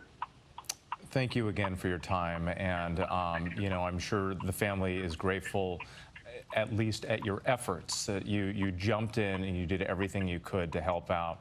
And of course, our hearts go out to all the victims and you as well. And we're thankful that you're okay and able to share your story. Thank you very much tonight. Thank you. Again, that's one of the many witness accounts that we've received from Rico Elmore there. Really horrific in how this played out. These terrifying and chaotic moments that people described for us. And it went from jubilant people in the crowd, eager to hear from the former president, to within a matter of seconds, the pop, pop, pop that people thought at first maybe sounded like fireworks before the horror of what actually happened came into focus. Let's go back to Martha Raddatz. Martha, I know you've been talking to sources here, and I gotta say, just it's one thing when we get the reports from law enforcement, but when you hear from a witness who witnessed someone die before their very eyes, it's a reminder of just how horrific and historic this event was today. And how tragic. Yeah. And I think most of us just saw what happened to former President Trump, and we're all thankful he is okay. But what happened in that venue, and hearing the story of that young soldier or military person leaping into action, which is not a surprise, going there for a jubilant celebration and having to deal with that kind of tragedy is sobering to us all. I do know that the weapon that the shooter apparently used was something that could be fired from 200, 300 yards away or even more, and could have been accurate. He very well could have shot more people. He very well could have killed former President Trump, even though he was 200 or 300 yards away, because that kind of weapon has that kind of range. We don't know yet whether he had a scope on that weapon or any sort of scope whatsoever. But even so, even just with the naked eye, he was clearly shooting within range of President Trump. Yeah, still so many questions about how this played out, who this shooter was, the motivation there, and where the investigation goes from here. Martha Raddatz, as always, thank you. Let's go to Josh Margolin, one of our senior investigative producers, who's been getting new details from law enforcement. Josh, what are you learning? With the key part of the investigation, a key part of the investigation will be on looking at where the shooter was, this elevated position, as the Secret Service now confirms. Elevated positions have long been perceived by law enforcement as a real risk to events, to people that gather. Look, just in recent years, we saw the Highland Park, Illinois mass shooting on July 4th, 2022. That was a shooter who was at an elevated position. Of course, the Las Vegas massacre, the worst mass shooting in American history, that was with a shooter who fired down from an elevated position on the Las Vegas Strip. And obviously, we can't forget President Kennedy was killed by a gunman who was located floors above the motorcade that Kennedy was in when he was assassinated. Elevated positions are the Secret Service prepares for this. So a key thing is going to be, how did this gunman get to the location? Why was that location available to that person? Exactly. And I think obviously this is early on, and it's hard to ask some of these hypothetical questions now. But Josh, like all the surveillance and the scanning of these areas that go into place before the event even occurs, and the drones and the helicopters and devices up above, it's hard to imagine how something like this could have been missed from 200, 300 yards away, a rooftop elevated position. That will definitely be part of the investigation going forward. Absolutely. And in fact, the Secret Service has already gone public during the January 6th committee hearings. There was testimony about the Secret Service. They know that people that come to Trump rallies sometimes come carrying weapons, not necessarily because they want to hurt anybody. People carry weapons, but you're not allowed to bring those weapons into proximity of the president, of the former president, of the candidate. Josh Margolin, thank you so much. We appreciate it. Let's go back to Rick Klein, our political director at Washington bureau chief, who's there in Milwaukee. I just want to get more on your response because it is hard to imagine how this week of the Republican National Convention is going to play out, business as usual or as planned. What are you learning about some of the adjustments or changes that could be made in the coming hours?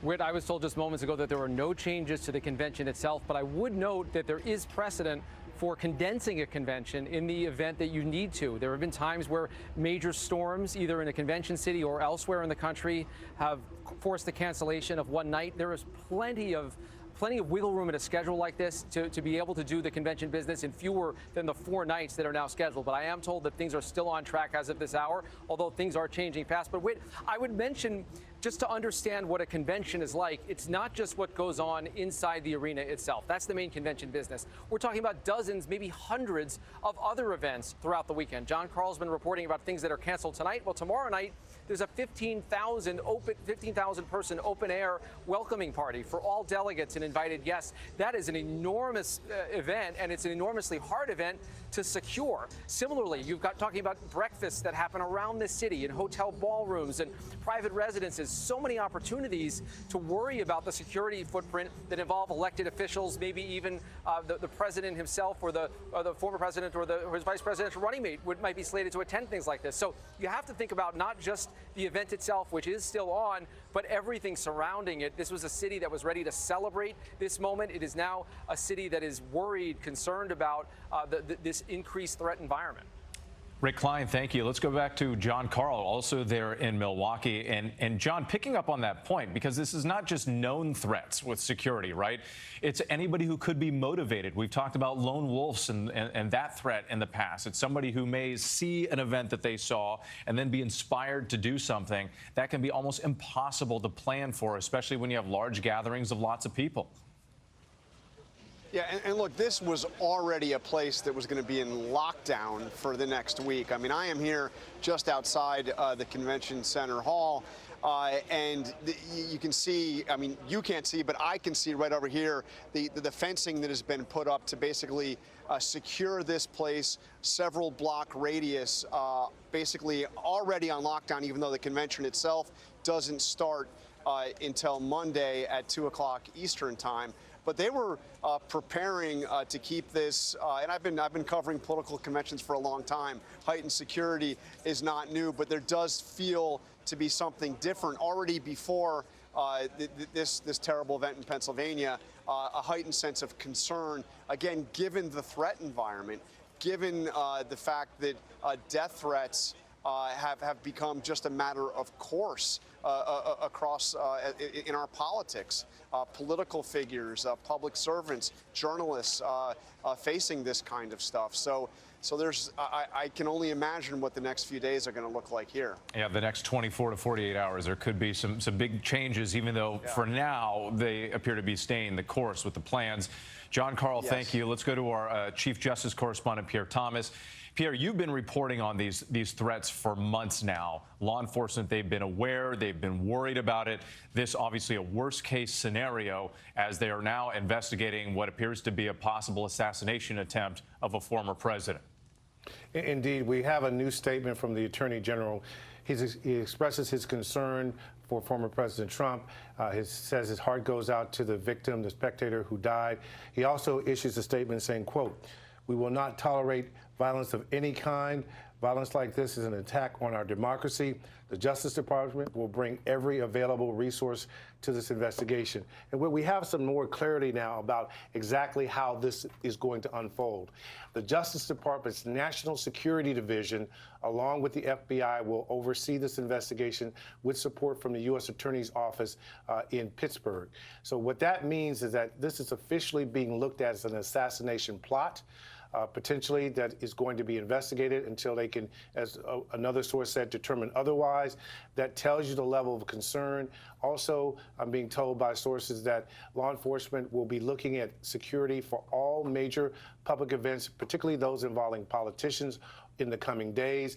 As you said, Whit, the elevated threat environment has been of great concern by the FBI director, and sources within the Attorney General's office have been telling me repeatedly in recent weeks that the biggest concern he had going forward toward the fall was this spike in threats of political violence, and the fact that also terrorism, ISIS, all these different things were surging at precisely the same time. That is the environment that we face ourselves with. And the other thing that's very important, too, from a source I just spoke with, is that until they can get a definitive blueprint, understanding of who this suspect is, they are not releasing very much information because they cannot yet say that this is contained to only this event. They cannot yet say that. Pierre Thomas, thank you. Let's go back to John Carl. I understand you have a new statement from the RNC. Yeah, this is a joint statement from the Trump campaign and from the Republican National Committee, and we just got this in, so I'm going to be reading this to you for the first time here on the air. Statement from the Trump campaign and the RNC. As was communicated earlier this evening, President Trump is doing well and grateful to law enforcement and to first responders for their fast action. President Trump looks forward to joining you all in Milwaukee as we proceed with our convention to nominate him to serve as the 47th President of the United States. As our party's nominee, President Trump will continue to share his vision to make America great again. So the key line there is that President Trump looks forward to joining you here in Milwaukee to continue the plans for our convention. Nothing is changing here in terms of the convention going forward. In fact, an individual I spoke to who has been involved in the planning here said they were still working things out, but predicted that the convention wouldn't just continue, but it will continue with a vengeance. I expect not just all 4 days of this convention to take place, but it to be a very energized convention and very much focused on portraying Donald Trump as somebody who couldn't even be stopped by an attempted assassin. All right, John Carl, let's go to someone who knows a lot about Republican conventions, and Reince Priebus, our political contributor, who's also a former head of the RNC and former chief of staff at one time under Trump. Reince is joining us on the phone right now. First, Reince, can you just give me your reaction? What are you hearing from Republicans across the board? Well, obviously, like everybody, it's just horrific and dreadful, and it's a sad day. It's, innocent person was killed, and maybe others. We just don't know the extent of this stuff, but it's just a sad reminder of how violent some people can be, and seemingly our inability to stop it. So it's all of those emotions all at the same time. So. And we're also gathered right now with, what soon will be about 50,000 people in Milwaukee to celebrate our nominee and also celebrate our community in Milwaukee and in Wisconsin. And obviously it's tragic in a lot of ways. So I'm obviously grateful and I'm grateful that the guy was killed, but it's the whole thing's tragic. Lots of lost life and obviously just a lot of mixed emotions. Let me just put it that way. Ryan, speaking of those mixed emotions, we've heard a number of statements from politicians on all sides of the aisle, most condemning the violence and saying that this can never stand. It should not happen. But we are also hearing some who are pointing the finger and placing blame. What's your reaction to that? Is there a place for that kind of conversation right now in this moment? I don't think so. I mean, I think you have to think and you have to contemplate. And in the case of blame, I guess you can investigate what happened and why it happened. And, I'm sure there's going to be a time for that. But I just don't feel comfortable getting into that right now. There's obviously sick people out there, and they don't care about life. They don't care about their own life. So you don't care about your own life. You don't care about other people's lives. You get tragic results, and it's more sad, I think, than anything. I think that's probably the overwhelming feeling of most people. Reince Priebus, thank you for your time tonight. We do appreciate it. I want to go back to John Santucci, our executive editor on investigations. And John, you've been in close contact with the Trump family tonight. They gave you some of the first statements directly about Trump's condition, that he was receiving medical treatment, that he's doing okay, he's doing fine. And also he claims that he was shot, that it was a bullet that grazed the top of his ear. What more are they telling you tonight? Yeah, well, Whit, first, a very rare public statement from Ivanka Trump. Of course, this was the only member of the Trump family that went to the White House with Donald Trump when he, of course, won and ascended to the presidency in 2017. Ivanka writing on Twitter with tonight, well, thank you for your love and prayers for my father and for the other victims of today's senseless violence in Butler, Pennsylvania. I'm grateful to the Secret Service and all the other law enforcement officers for their quick and decisive actions today. I continue to pray for our country. I love you, Dad, today and always. That statement from Ivanka Trump posted to her Twitter account. And again, a very rare public statement from the former first daughter because, as we know, unlike her two brothers, being the three eldest children of the former president, they had still stayed very actively involved in Donald Trump's political life. Ivanka has really gone off into a private life with her husband, Jared Kushner. You mentioned with other members of the family I've spoken to. I did have a very brief exchange with Eric Trump. Of course, you'll recall from all of the trials that his father faced earlier this year, Eric Trump, a fixture by his father's side in that Manhattan courtroom. We were, of course, at the Manhattan DA's case earlier this year. Eric Trump telling me that his father is the toughest man I have ever met. Not elaborating on his father's condition, but, nevertheless, right there in his father's corner, as he has been, of course, let's not forget also his wife, Laura Trump, Whit, as you well know, is now the second in command of the Republican National Committee. It'll be her first convention as number 2 for the RNC when that gets kicked off in Milwaukee on Monday. And finally, Whit, as ABC News first reported and I first spoke to right at moments after this happened, Donald Trump Jr. Had told me via phone that his father has been in good spirits, that nothing is going to stop him. And of course, again, Donald Trump Jr., his brother's active by his father's side, but you have to recognize that Donald Trump Jr., of course, has really been the one to continue the political mantle of his father. And it's actually a rare occurrence that the two sons, one or the other, was not with the president tonight in Butler, Pennsylvania. We know they have been very active present, whether it be in the courtroom or on the campaign trail with. John Santucci, thank you. Let's go back to our chief White House correspondent, Mary Bruce. Mary, we know that President Biden is in Rehoboth, Delaware for the weekend, but he has been following developments briefed by his staff and the Secret Service. And then he came out before the cameras earlier today condemning the violence, saying that there's no place in America for this kind of violence. What more do we know about his activities tonight? We know that he did reach out to former President Trump directly. Yeah, he did. He is still trying to get in touch with the former president. We know that he reached out to him in a rare move, President Biden actually referring to his rival by his first name, saying he was trying to get a hold of Donald.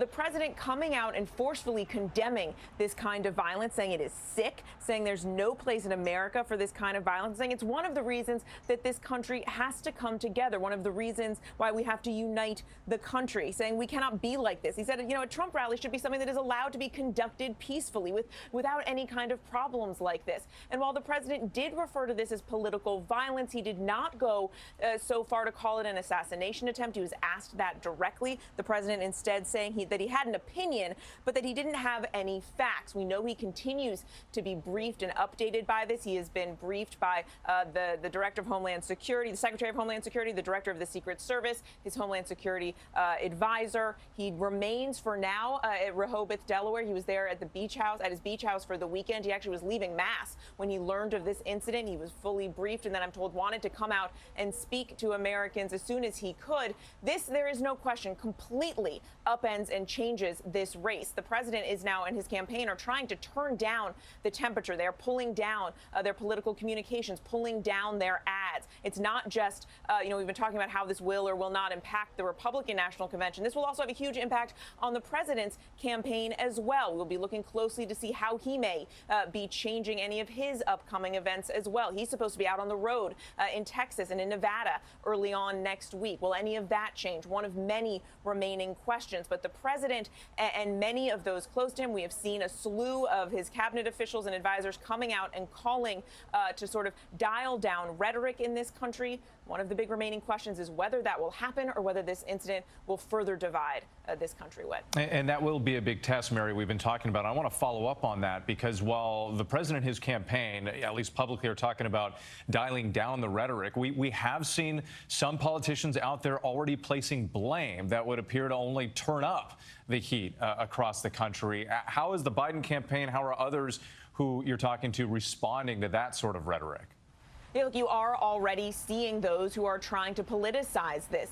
We have seen from some Republicans, including from J.D. Vance, who, of course, has been on the very short list as a possible VP pick for Donald Trump, coming out and suggesting that Joe Biden's rhetoric is partly to blame for this, noting that the president has been running a campaign very much centered on Biden's argument that Donald Trump is a danger to democracy. The president is trying, to use this as a moment to bring the country together. Of course, that sentiment is something that his campaign strongly disagrees with.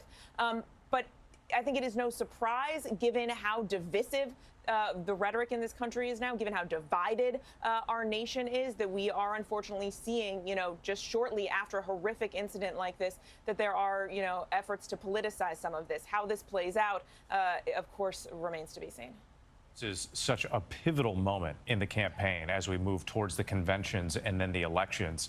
It remains to be seen how the country will respond. Mary Bruce, thank you.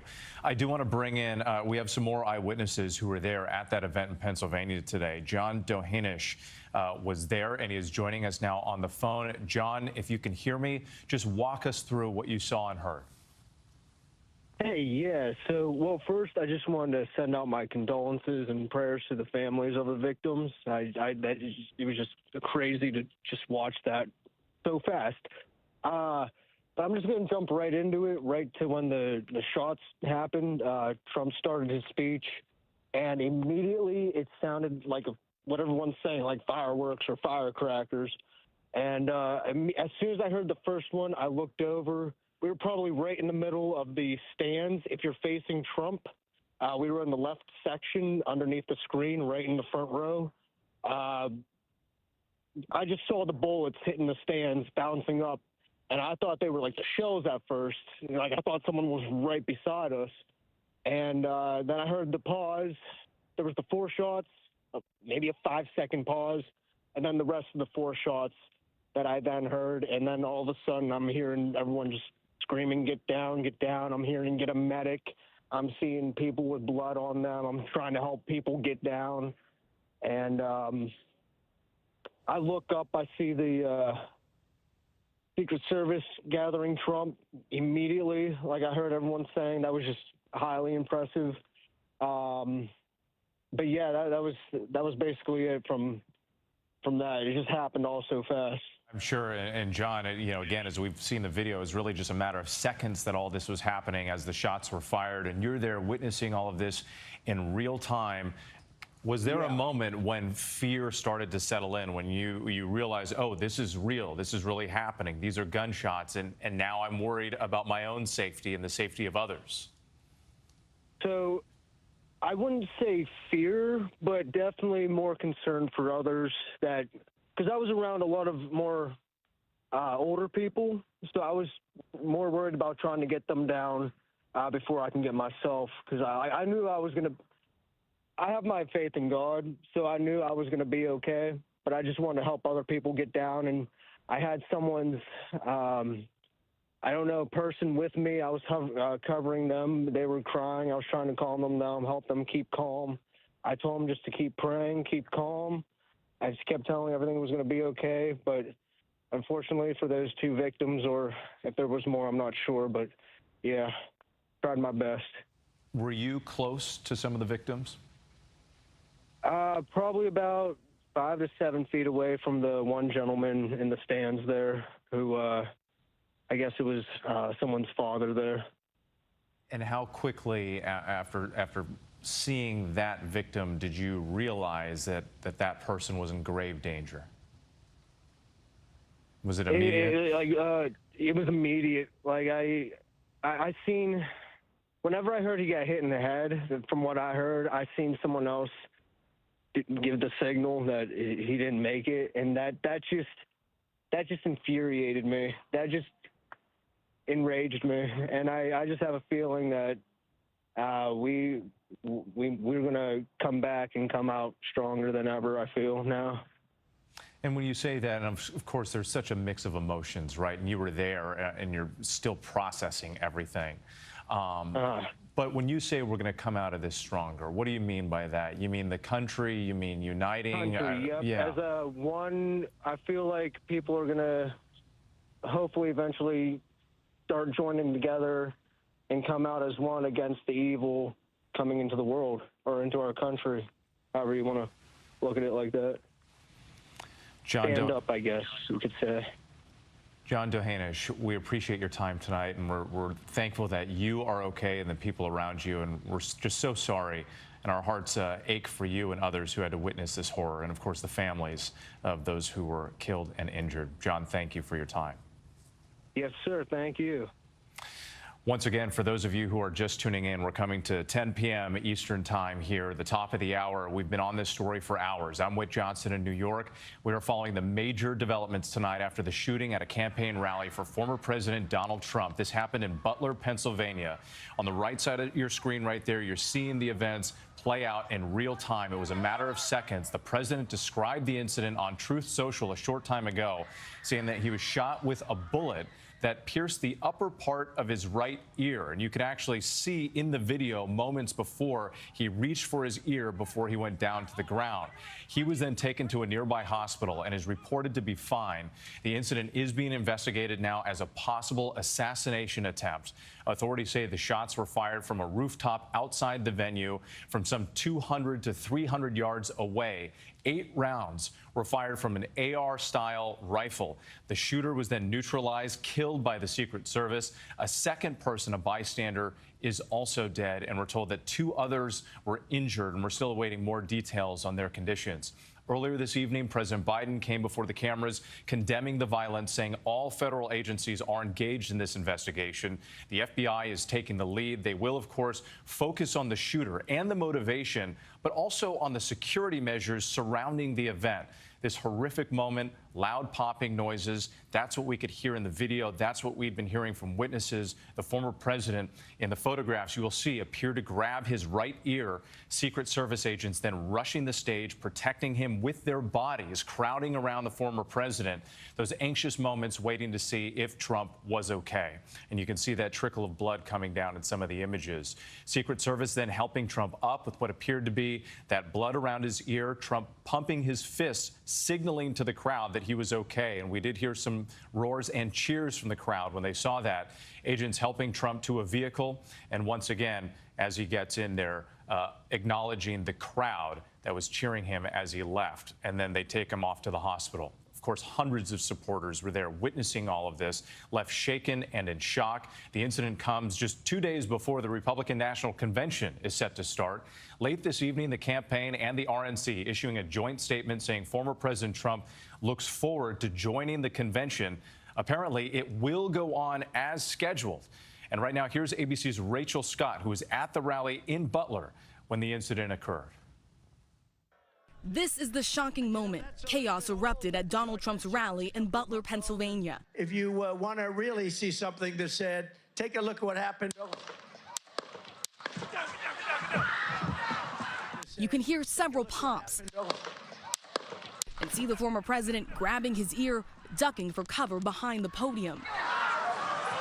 Secret Service agents rushing the stage, surrounding Trump, shielding him, taking him down to the ground. The screaming crowd looking on in horror. A short time later, agents carefully lifting the former president up. I got you, sir. I got you, sir. Let me get my shoes on. Hold that in your head. It's bloody. Blood clearly seen on his face, Trump pumping his fist.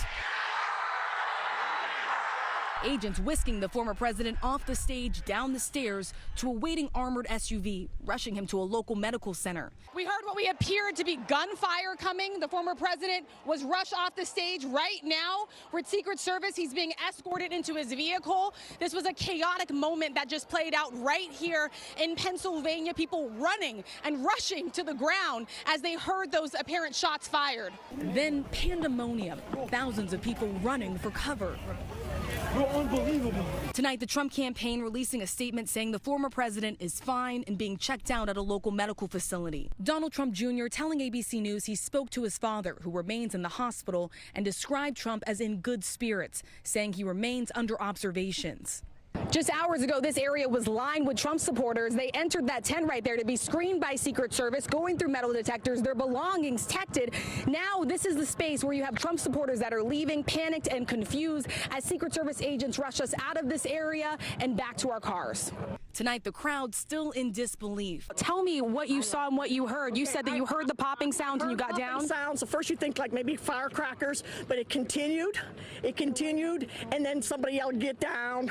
We got down, and we huddled and we started praying. Tonight, local officials telling ABC News those sounds were in fact gunshots. Live rounds fired from a rooftop adjacent to the venue outside the security perimeter. This is being investigated as an attempted assassination. And tonight, the local district attorney telling ABC News at least one person is dead and the shooter is dead as well. Tonight, President Biden addressing the nation. I have tried to get a hold of Donald. He's with his doctors. Apparently he's doing well. I plan on talking to them shortly, I hope, when I get back to the telephone. Look, there's no place in America for this kind of violence. It's sick. It's sick. It's one of the reasons why we have to unite this country.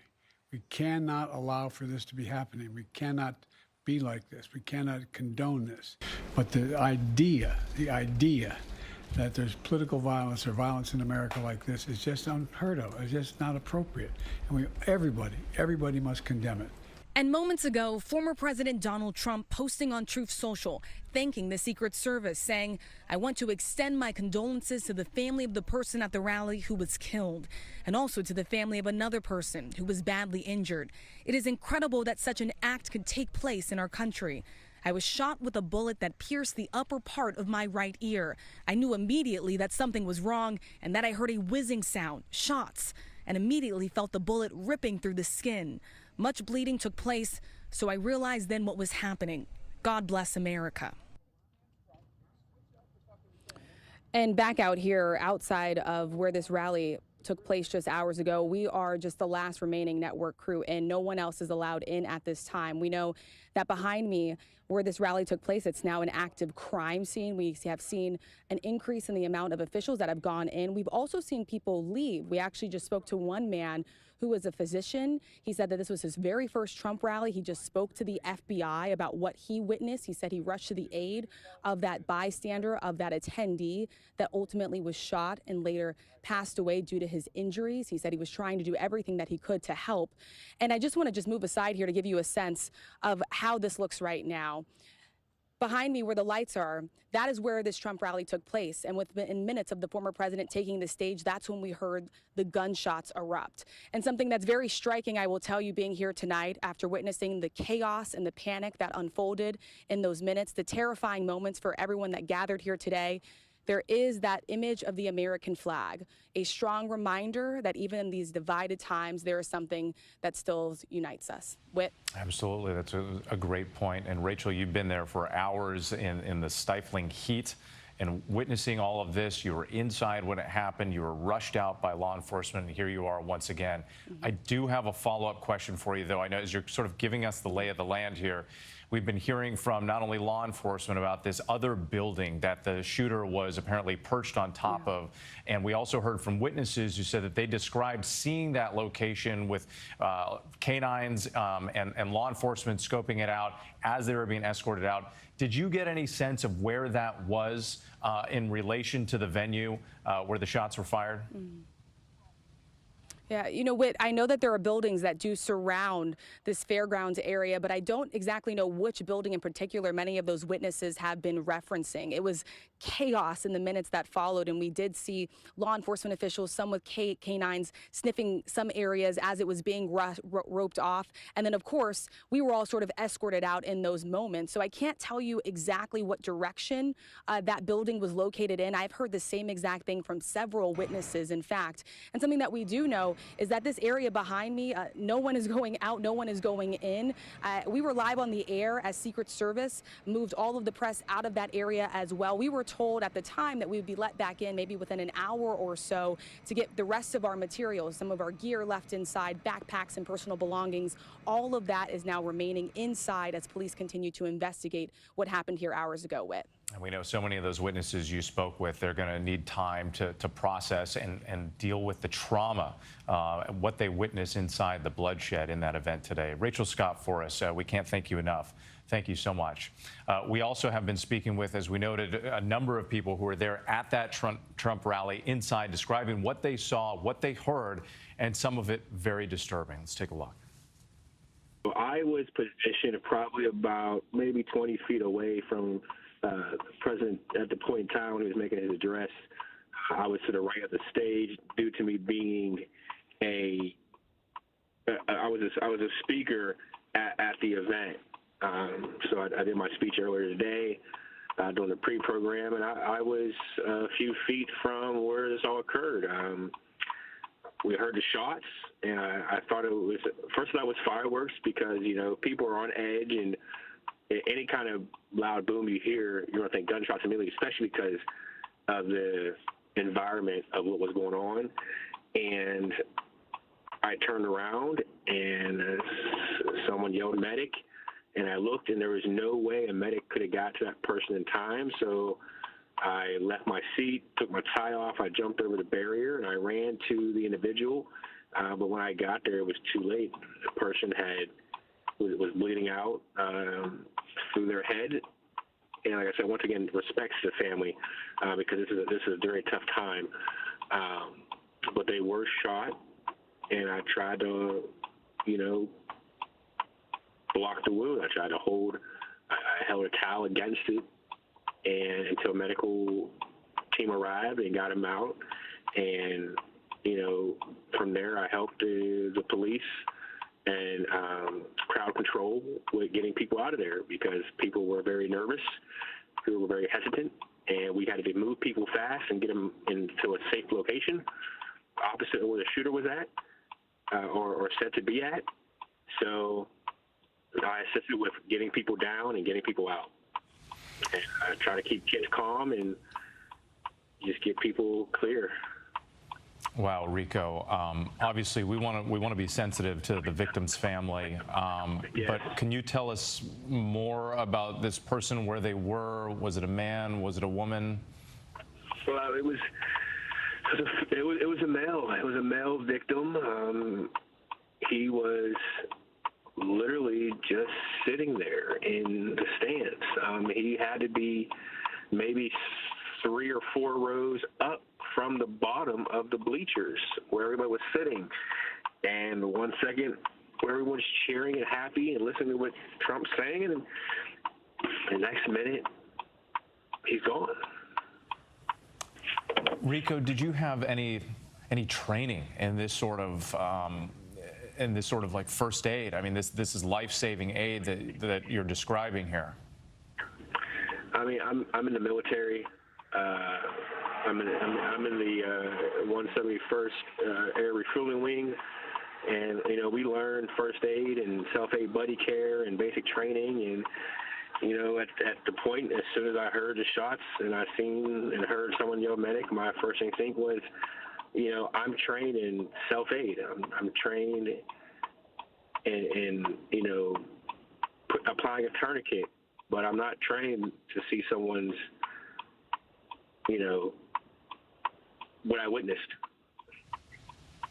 I mean, nobody can be trained for that. And we're getting the sense, Rico, not just from you, but from others, I think there's going to be some serious time, some healing that's going to need to take place for the people who are there. and saw all of this, and especially for you to see everything up close, and you got the sense early on that that this person was lost? From understanding head wounds and how they operate, when I seen what I seen, I was afraid that that person was lost. And reading what has been done, said, and stated in the news so far, those are now facts, which is a shame. Rico, I don't even know if these are the right words to ask this question because most people have never been in this situation, but how are you processing what you saw and what you witnessed? I mean, one can only process what happened, hopefully as slow as possible. But my worry, my heart at this point in time is not for myself, but it's for the families of the loved one. We just saw him, Trump, duck behind the podium, and then a Secret Service pile on top of him, and we heard the shots. More like what we heard, the bullets rattling around the grandstand. One hit the speaker tower, and then chaos broke. We hit the ground, and the police converged to the grandstands. I watched him kind of graze his ear, and then I heard a pop, and he went down, and then I heard another pop, and then a Secret Service kind of came up to the stage. I mean, it was just a chaotic scene. I could see his face. He was right there talking, having a good time. And, you heard one shot, two shot. It sounded like, bang, nothing crazy. And then you heard maybe 3 or 4 more, and that's when everyone got quiet, started panicking. Trump dropped right to the floor. I guess Secret Service jumped on top of him and shielded him. But, as soon as everyone in the crowd figured out what was going on, we all ducked, and my buddies just jumped on top of me, piled on top of me. And we had no idea what was going on. You're in total shock. You're shook, and, you can't feel your legs. But we were trying to decide if we wanted to get up and run, and we had really no idea what to do. And next thing you know, you see bullets, or you hear bullets flying, and I believe a bullet hit the hydraulic lift that was holding up the speakers, and that thing almost collapsed. There was hydraulic fluid and water spitting everywhere all over the crowd.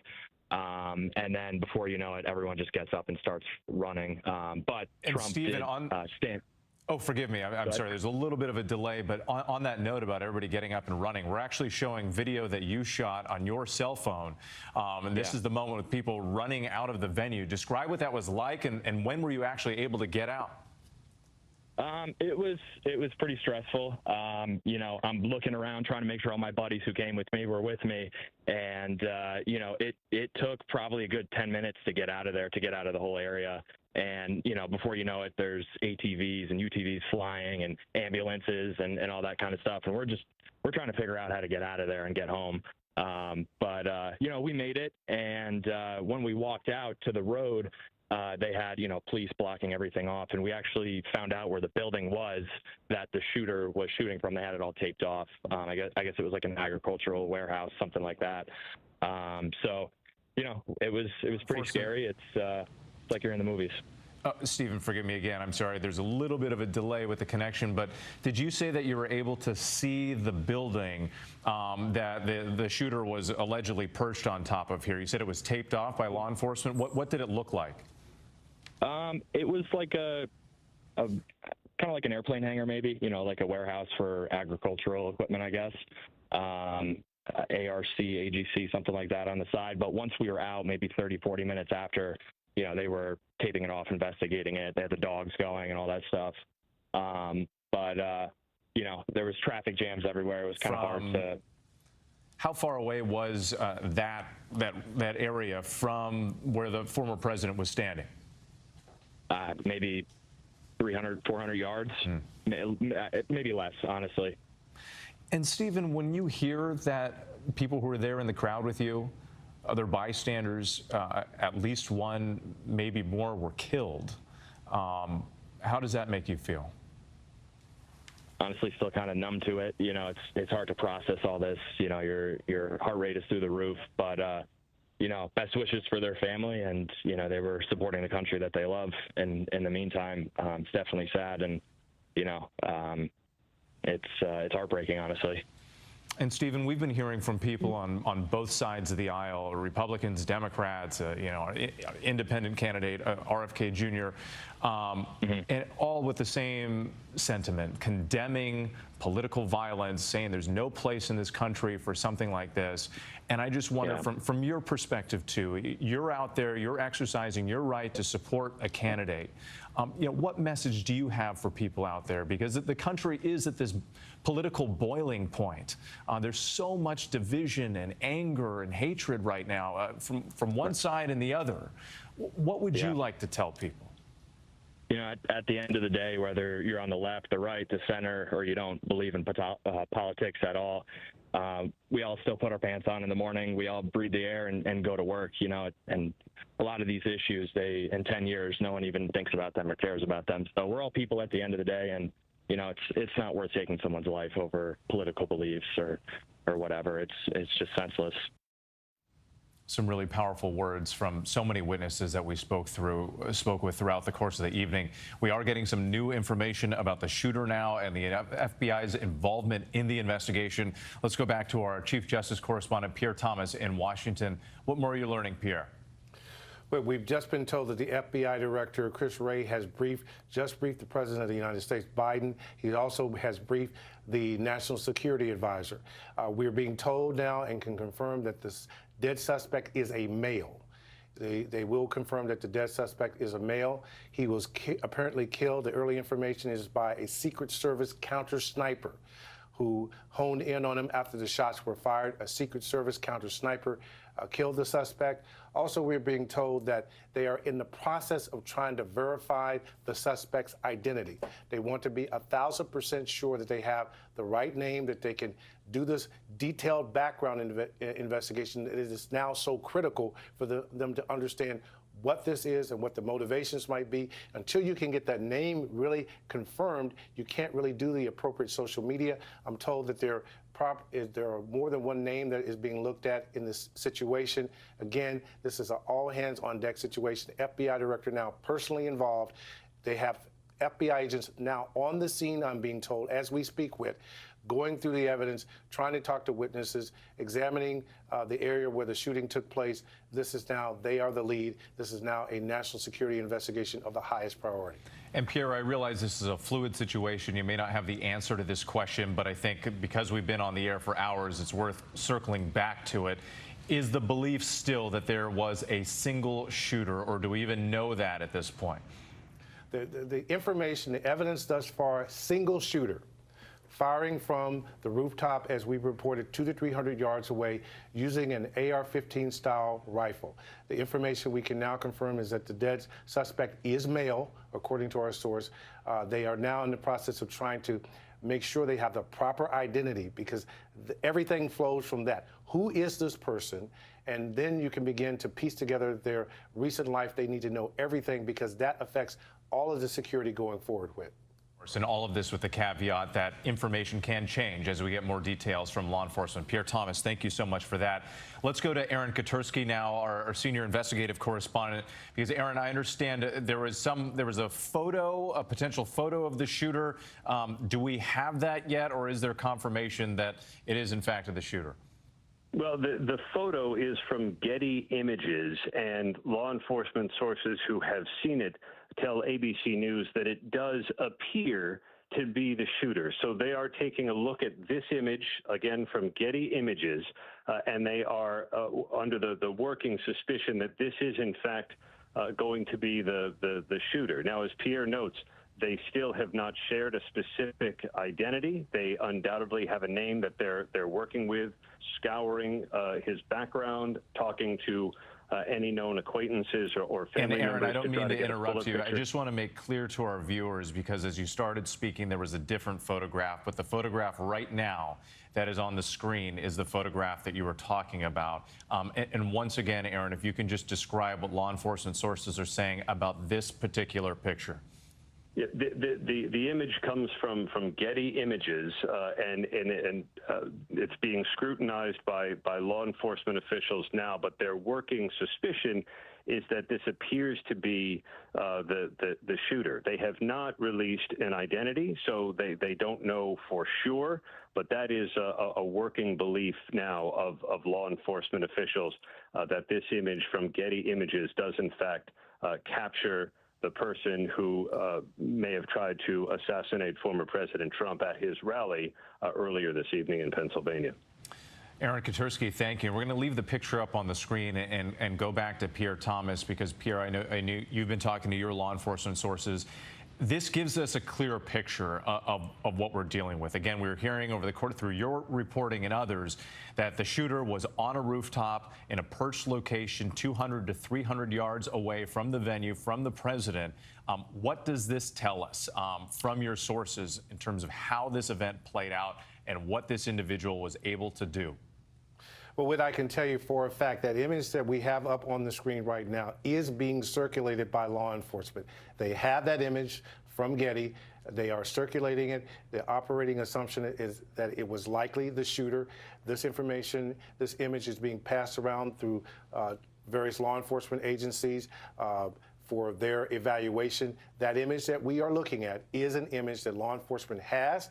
They have control of the image. They are using the image to study it closely, obviously, and build from there. The other thing I can tell you is that this investigation now is of the highest priority. The FBI director directly involved in this case, and because from this particular shooting incident, it affects the entire threat environment, which we already said earlier was extremely elevated. People have been warning for weeks and months that the rhetoric in this country had produced a spike in political threats that no one can remember seeing in recent memory, period, full stop. The AG, very concerned about it from my reporting. The FBI director speaking over and over about his concerns about this particular moment. So right now, law enforcement across the country, we have a statement from the police here in Washington, D.C. A source just reached out saying that they will elevate security in Washington based on what took place as well. So this is, again, a moment where law enforcement is reevaluating everything with. Pierre, thank you. Let's go back to Martha Raddatz, because Martha, throughout the evening, there have been these developments as we've been getting more information. And one thing that's really stood out to me is your sources. You've been speaking with military sources who early in the evening described what they heard in those gunshots and said that this was likely someone who fired from far away. And now we're getting more pieces to the puzzle here. And I just want to get a sense of your take on what you're seeing and what we're hearing from law enforcement now.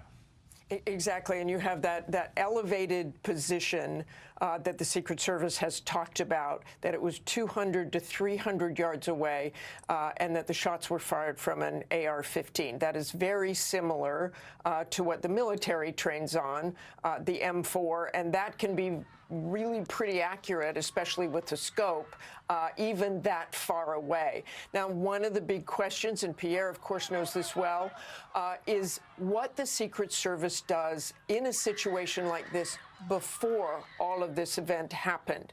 Do they go around the perimeter? I spoke just a few minutes ago with a former Secret Service agent who said the USS Secret Service counter sniper team covers the rooftops.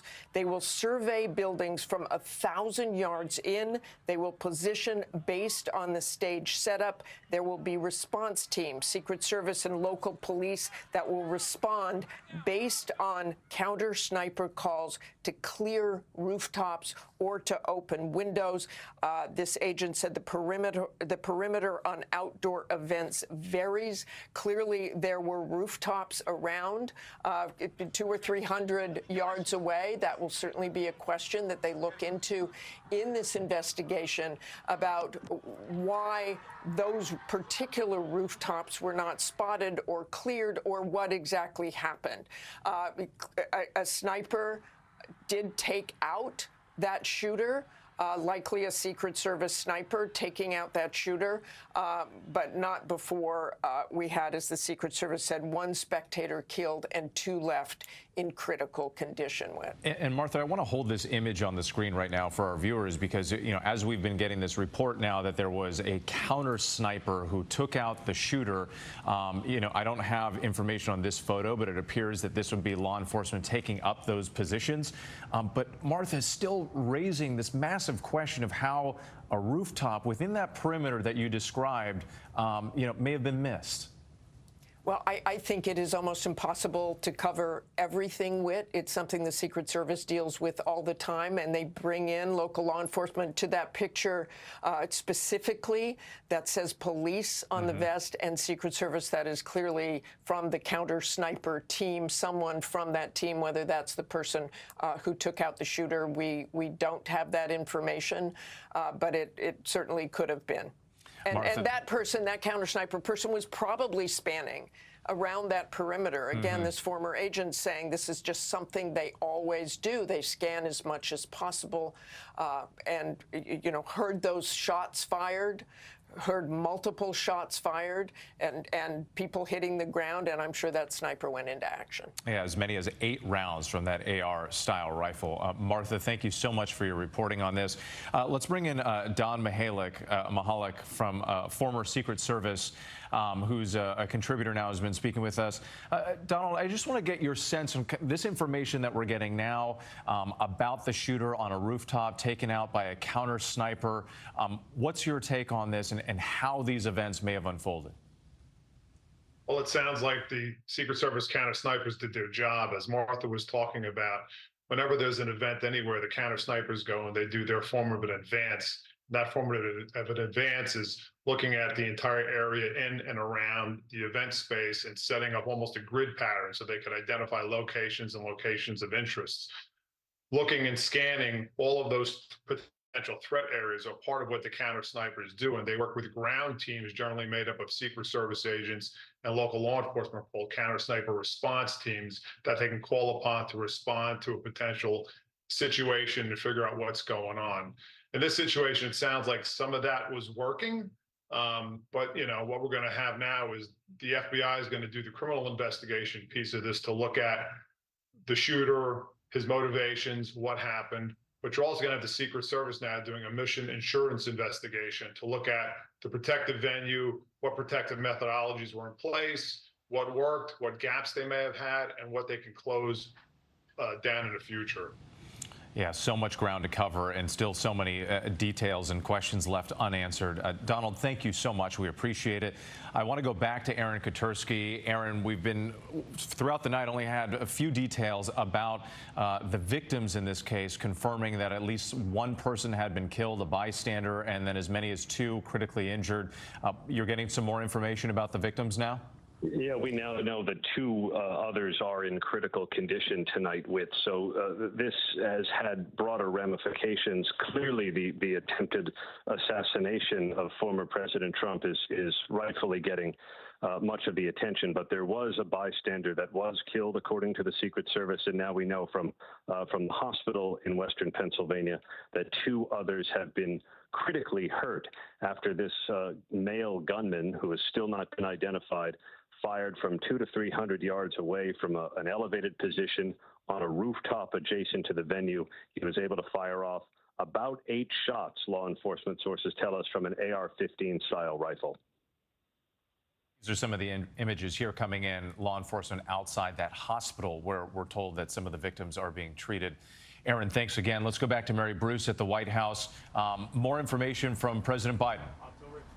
Yeah, what we have now learned that the president has finally connected with Donald Trump. The 2 men have spoken. The White House, though, remaining tight-lipped on what was actually said on that call. They have not offered any kind of readout of this discussion, but we do know that the 2 have connected. These are not 2 men who speak often or really at all. Of course, the last time they saw each other was at that debate just a few weeks ago, but very little interaction then. We do know, of course, that the president earlier in the evening expressed how grateful he was to hear that Donald Trump was safe and doing well. well. He, offered his prayers for the former president and his family at that time. We also now can report that the president is now he is now making his way back to Washington tonight. He will be leaving Rehoboth Beach, Delaware, where he was expected to spend the weekend. Those plans now changing. The president, we are also told, tomorrow morning here at the White House will be receiving an updated briefing from Homeland Security and law enforcement officials. The president has been being updated by his team, of course, throughout the evening. And we did hear him come out very forcefully earlier in the night and condemn this kind of violence, saying that it is simply sick, saying there's no place in America for this kind of violence. And he said it's one of the reasons why we have to unite this country. As we have said, his campaign is also trying to turn down the political temperature, the political rhetoric in this country by really hitting the pause button here. As would be expected, they are pulling down all of their political communications. They are trying to pulling down their ads as quickly as they can across the country that target Donald Trump in any kind of way, anything that is of political nature. Because this is a moment that shouldn't be about politics, and that is the message that we are getting from the White House and the president's campaign. We don't know yet if, how this may affect the president's travel in the upcoming days. He's supposed to be in Texas on Monday, then on to Nevada on Tuesday and Wednesday. Of course, he has been trying to pivot a lot of the attention back and a lot of the spotlight away from questions about the president's political future and back to Donald Trump's agenda. But now all of this, everything in this race has changed because of the horrific events of today. And the president now making his way back to the White House so that he can continue to be briefed and monitor this situation in the coming hours and day. Whit. Everything has changed. There's no question about that. Mary Bruce, thank you so much. I do want to bring in Nathan Reibner, who was one of the spectators in the audience today at that rally in Pennsylvania. Nathan, forgive me, I know you've been waiting on the phone for a while as we've been getting this new reporting, but if you can just walk us through what you witnessed firsthand. First, I want to wish my condolences on the victims. It is mind-shattering to go to a Trump rally and encounter and endure what has happened. I was seated in the left bleacher section of the rally. I was maybe 20 feet away from one of the victims. It was. At first, the noises we heard, it sounded like a firecracker, the little things you throw at the ground, usually around July 4th. But then once I saw the dozens of people around me started dropping, you could tell things were very different. I looked at the stage, Secret Service rushed the president. People were terrified. It was, I know it's been about probably close to 4 hours since the shooting, but and Ryan, I'm at a little bit of a loss of words. I can imagine, as anybody would be, and we can hear that emotion in your voice, in real time as you're trying to think through what happened hours ago. One of the things that has been very difficult to watch is as we've played this video back. Former President Trump goes down, the Secret Service pounces on him, and the one thing that you do hear in the background is you hear that screaming as members of the crowd recognize that someone has been hit. You said you were 20 feet away from one of the victims. What did you see happen to that person? I saw that people were trying to encourage them first after everyone dropped and after everyone at least thought that the threat was not immediate. People started moving away from the person to give them room so that they could be moved out. There was no medic nearby. You guys had Rico on earlier. I saw Rico afterwards. He had blood all over his shirt. I remember I took a photo. That's something I'm never going to forget. I will never forget that image of him trying to help someone who was encountering the unimaginable. What does this say to you? And I know that these thoughts are raw. This is fresh in your mind. You're seeing these images on television and now trying to compare that to what you witnessed firsthand with your own eyes. But how would you characterize this state in this country right now? I answered an interview in late May over the Trump verdict, and right now things are deteriorating at an even more rapid rate than even most can imagine. I mean, everything we're going through with this election cycle is historic. I understand there have been some very contentious election cycles, like you look at 1968. You know, I understand that some cycles are very contentious, but this absolutely is that beyond the political impact that's going to have to help Trump. This is a damaging image to the world. The man who is currently polled to win the presidency, who I wish the best of recovery.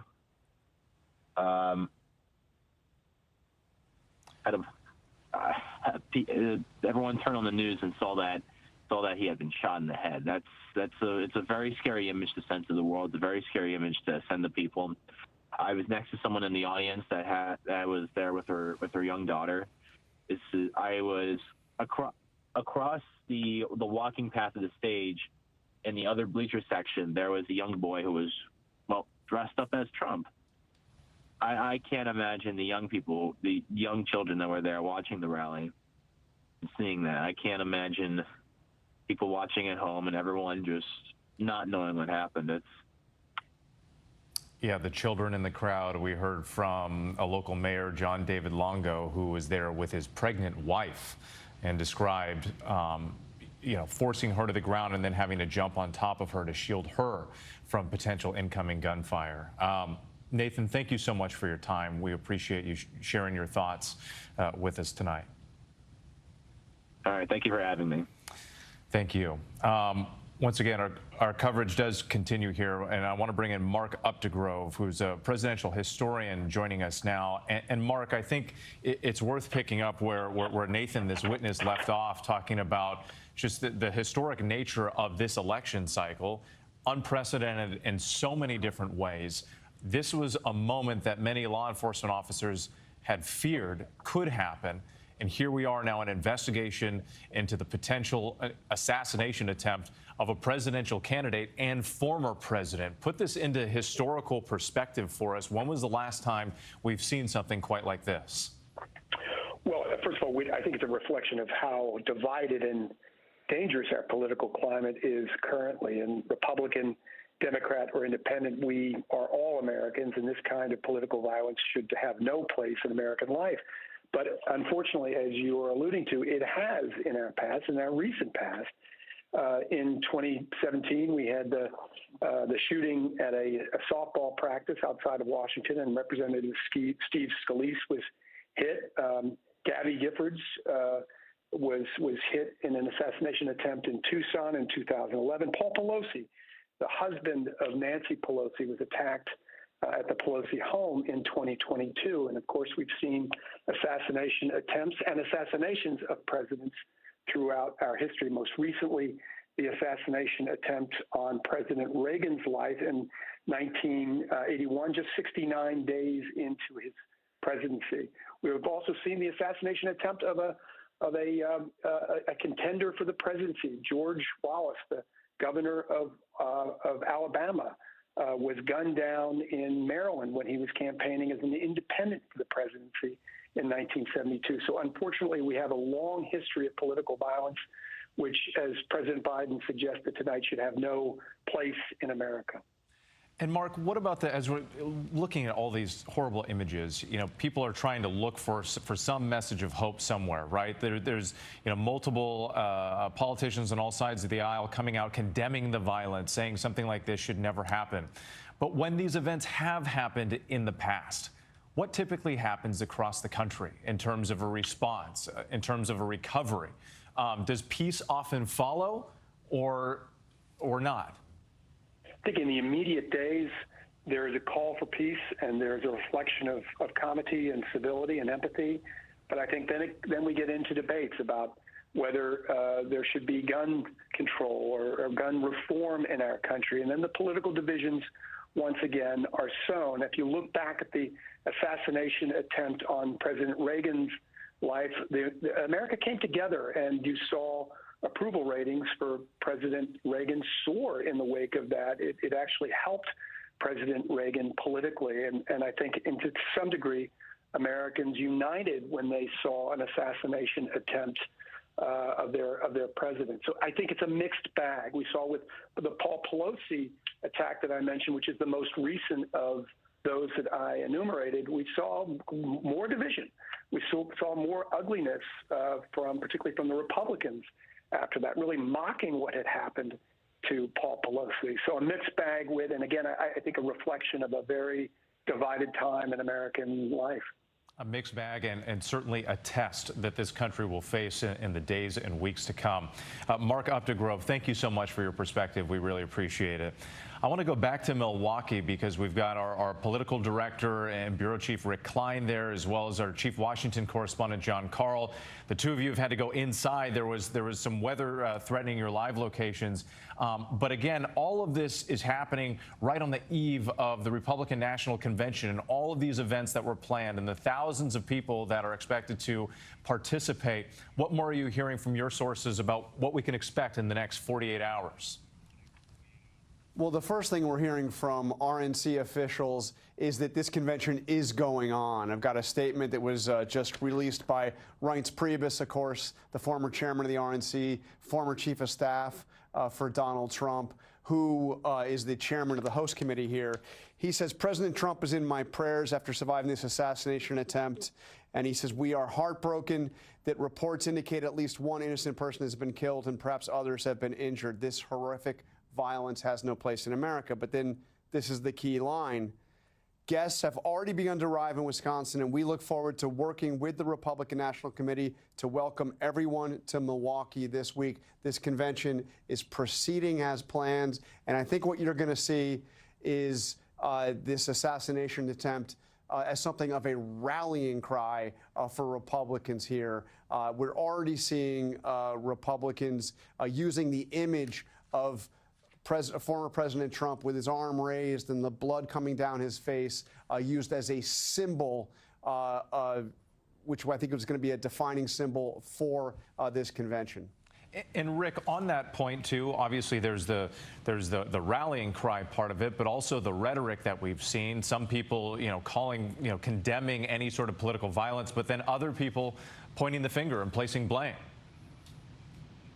Yeah, and the blame that has been directed particularly at President Biden himself has come from very high levels of the party, including Senator J.D. Vance, who in a couple of days could easily be on the ticket with Donald Trump. A lot of Republicans are saying something out loud that is right now, I think, probably not justified by any of the facts that are out there in suggesting that some of the rhetoric that Biden has used somehow contributed to this. We just don't know anything about this gunman or enough about the gunman to be able to say something like that. And we are at a time where people need to be calming the tensions that are everywhere right now because they are boiling over. And I think John's right. This is going to be a rallying cry, and you're going to hear a lot of really sharp and really maybe even dangerous rhetoric in the coming days. Rick Klein, John Carl, stand by. We'll come back to you in just a moment, but I do want to go back to Mary Bruce at the White House. You've been in close contact with the Biden administration tonight. The president has been talking to his advisors. He was briefed by the Secret Service. He spoke with former President Donald Trump. What more are they saying tonight? It is notable that they are not saying much more about that conversation between the president and his rival, the former president. Just the fact that they spoke, though, is really remarkable when you consider, how rare it is. I mean, before the debate last month, it had been years since the two of them had talked. And even at the debate, they barely, I don't even think you could say, exchanged niceties. The president is now making his way back here to the White House. He's going to continue to be briefed by his team. He's going to have a briefing tomorrow morning with his national security team, continuing to try and keep a close eye on all of this.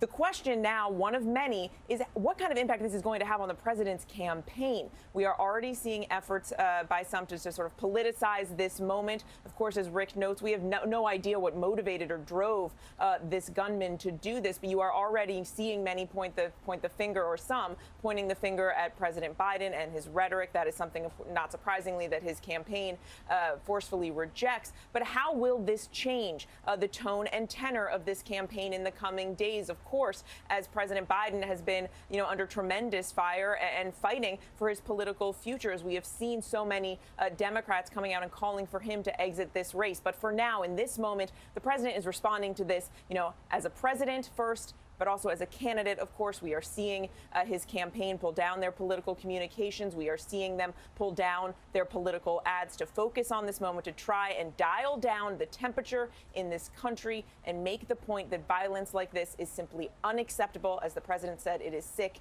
and has no place in America.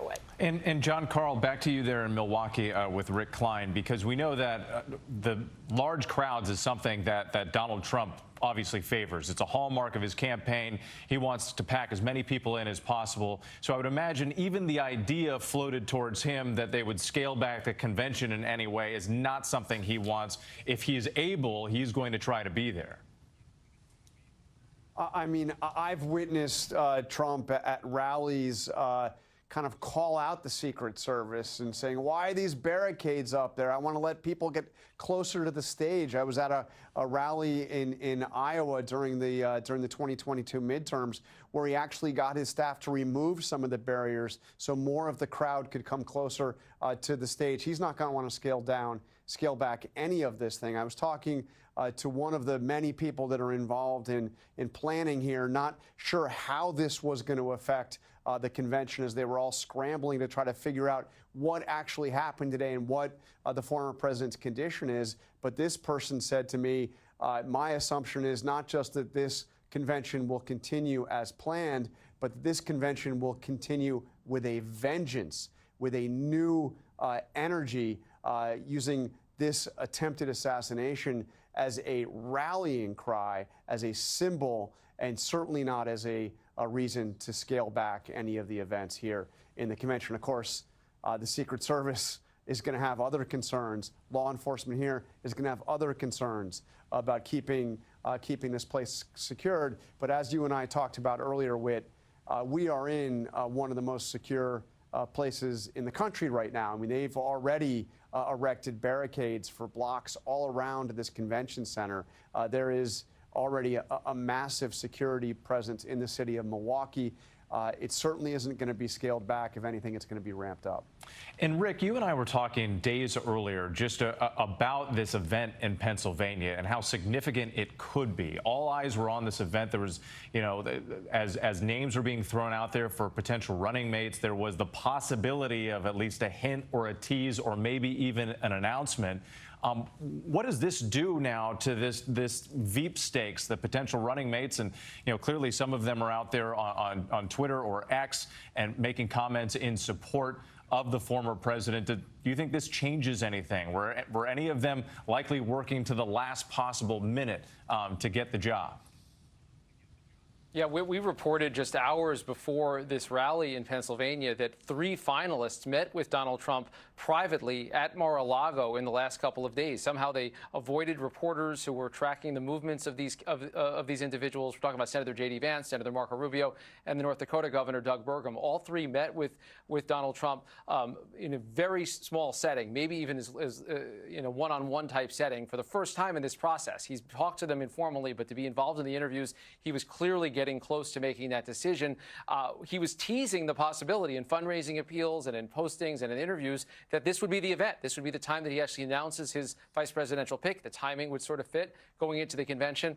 We find out that he never had those plans, and he would hope to do this as sort of a big reveal on Monday at the convention. I think all the plans have to be a little bit up in the air. I would even say that if he hadn't made up his decision before, or up his mind before, it may be that there's other factors that he is now considering, including how they're responding to this event that is upended so much about politics and so much about American political discourse in the last few hours. It sure has. In fact, has. Rick, I had actually heard from one of the former president's advisors about an hour before this rally was to get underway, we had received, and we've been going back and forth, are they going to announce it, are they not? We had earlier today, we were told, no, he's not going to announce it at the event. But just about, I mean, less than an hour before the event, I got a call like, hey, you better be ready. We're hearing that, you know, he may just do it.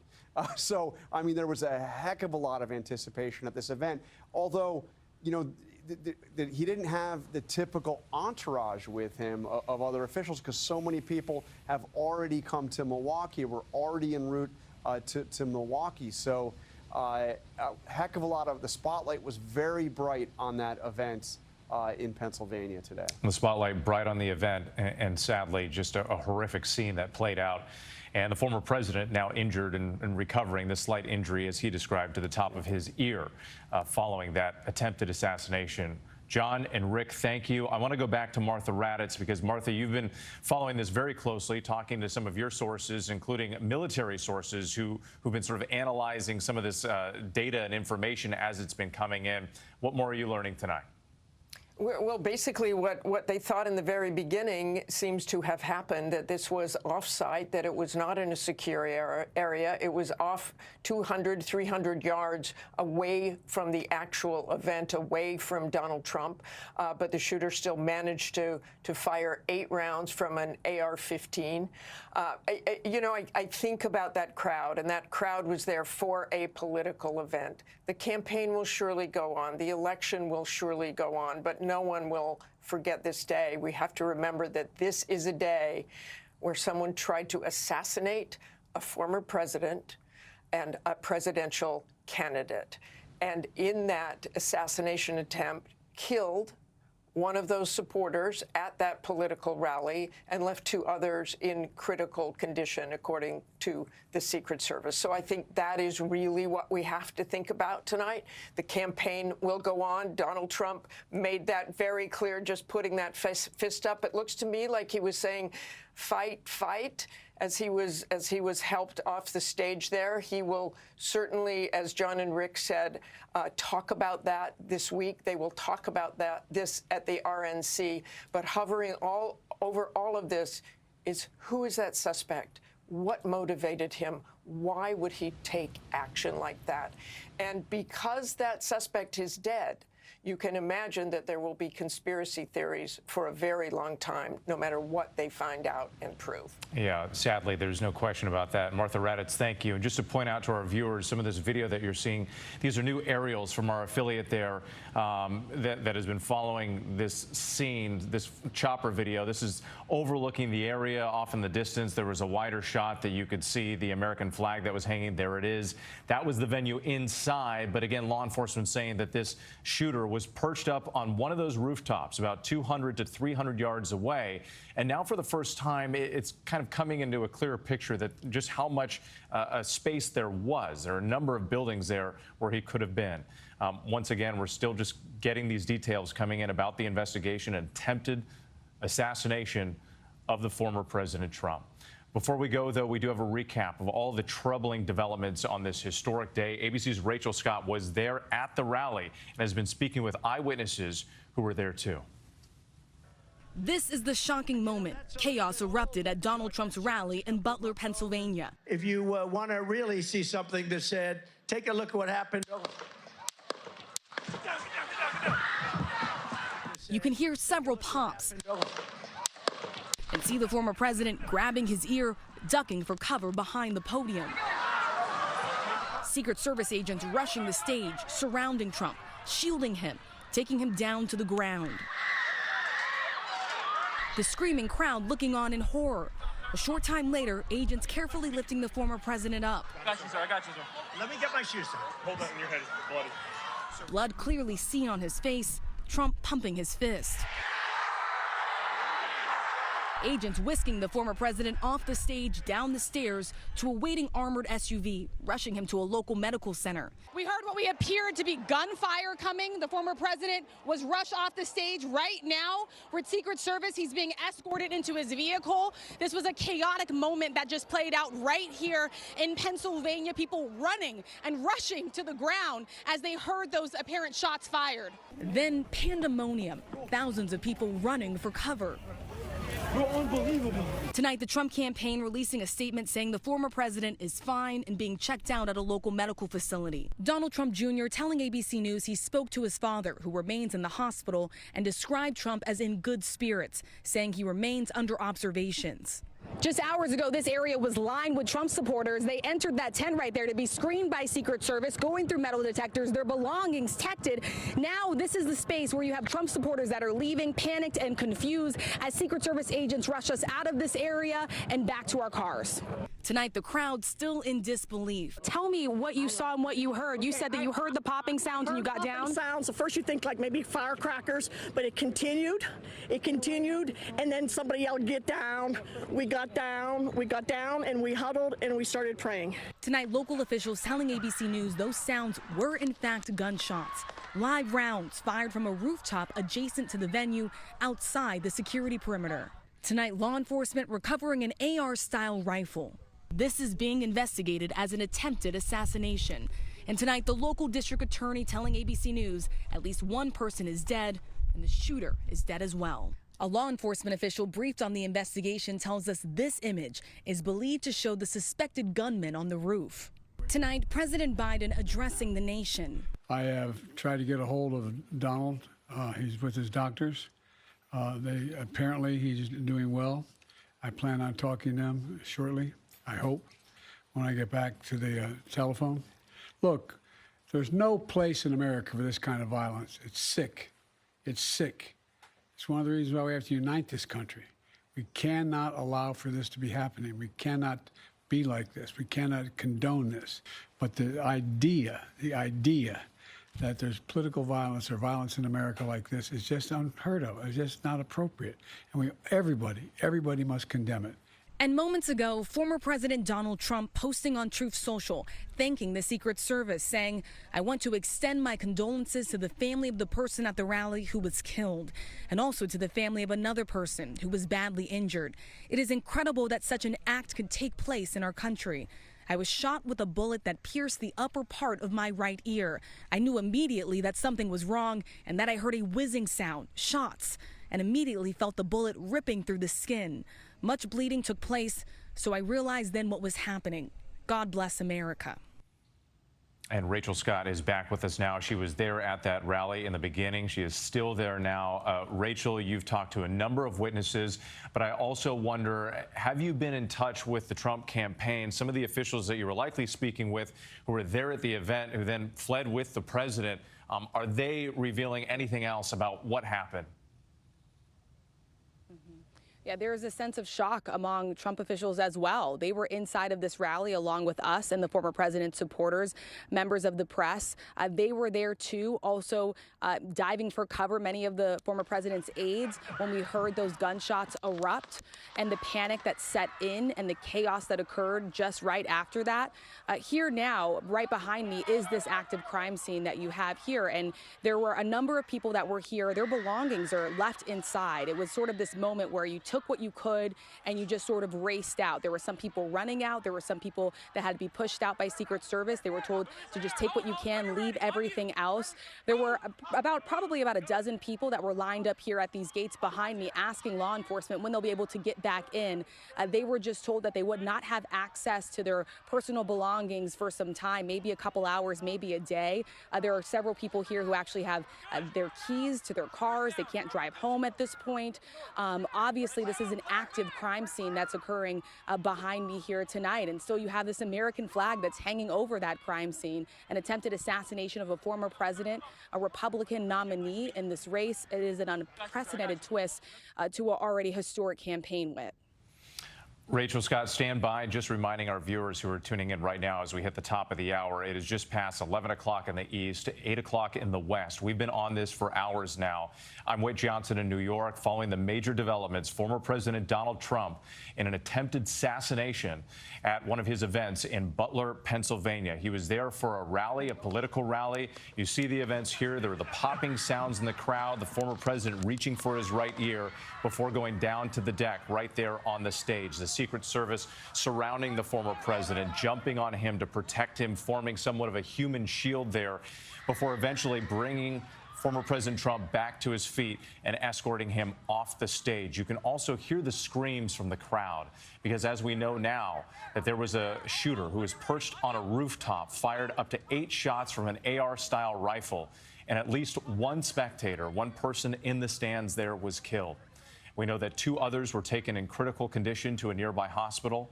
The former president was also escorted, as you can see in some of these images. Once they got him back to his feet, they escorted him off the stage. And in some of the pictures, you can see that blood trickling down the right side of his face. The crowd responding to Trump when he got back to his feet and started cheering. The former president then walking off with the Secret Service, as you see here, ultimately into a car being escorted off to a nearby hospital.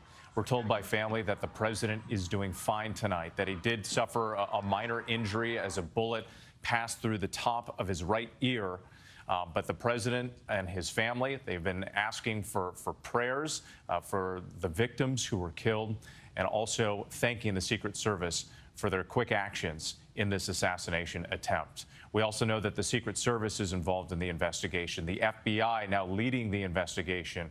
We've been getting information about the shooter. They have confirmed that it's a man. They believe at this point it's a lone suspect. No indication that anybody else was involved, but that man was perched on a rooftop some 200 to 300 yards away from that venue, once again with an AR-style rifle. We're going to bring in some of our other correspondents and contributors here in just a moment. Forgive me, I'm getting instructions. I can't do that. You've got to keep moving it forward. Okay. We've been speaking with eyewitnesses all day. Let's go ahead and listen. Tell me what you saw and what you heard. You said that you heard the popping sounds and you got down? Sounds. At first you think like maybe firecrackers, but it continued. It continued, and then somebody yelled, "Get down." We got down. We got down, and we huddled, and we started praying. And we just started praying, and thank God, a little while later, we got up. When we saw other people get up, we saw Trump get up, raise his fist like I'm okay, and we kept praying. I felt really bad. I'm worried about our grandchildren. What kind of life are they going to have if this goes on, if people don't have the right to say what they want? You told me that you were near the very front. You weren't very far. No, we were like from here to where that thing is. And you got down, you said you got down immediately? Yeah. Yeah, everybody yelled, "Get down." My daughter-in-law, Lisa, she said for us to hurry up and get down. Well, I mean, I saw all the Secret Service kind of cover Trump. They did a really good job about that, making sure he was protected, telling everyone to get down. So I think they did take a good care of making sure everyone was understanding what was going on and being serious but not freaking everybody out. What was your initial reaction when you heard those popping noises? To get down, yeah. So I actually my boyfriend pushed me on the ground and went on top of me, which was really nice. But I think a lot of people were a little too shocked to understand what was going on originally, for sure. But I think everyone listened pretty well and it was handled pretty well. Did you see some of that commotion that was playing out on the other side of the bleacher where we saw law enforcement agents sort of swarm around another individual, or did you ultimately just rush out? No, we were there for a minute because they did tell us to go back down again just in case. I think that was good because it helped calm people down. But I think one of the stands that I was next to, they did carry out a man, and there was another one that might have been injured. I'm not 100% sure, but definitely one at least. And on the other stand on the other side, because I was on the right, on the left, there were a bunch of men in uniform surrounding someone. So that was interesting to see. You said that you were very impressed by the speed in which Secret Service was able to get on that stage within seconds of all of us hearing those popping sounds. Yeah, absolutely. They did a great job. I definitely felt protected in the situation. The sniper was on it, watching on guard. Everyone on the scene did a great job. I mean, of course it was nerve-wracking in the moment, but I never felt like I was in danger, which was cool. They were on the president, which I'm very thankful of, and they did a great job protecting him and getting him out as quick as possible. He is doing good, which is good.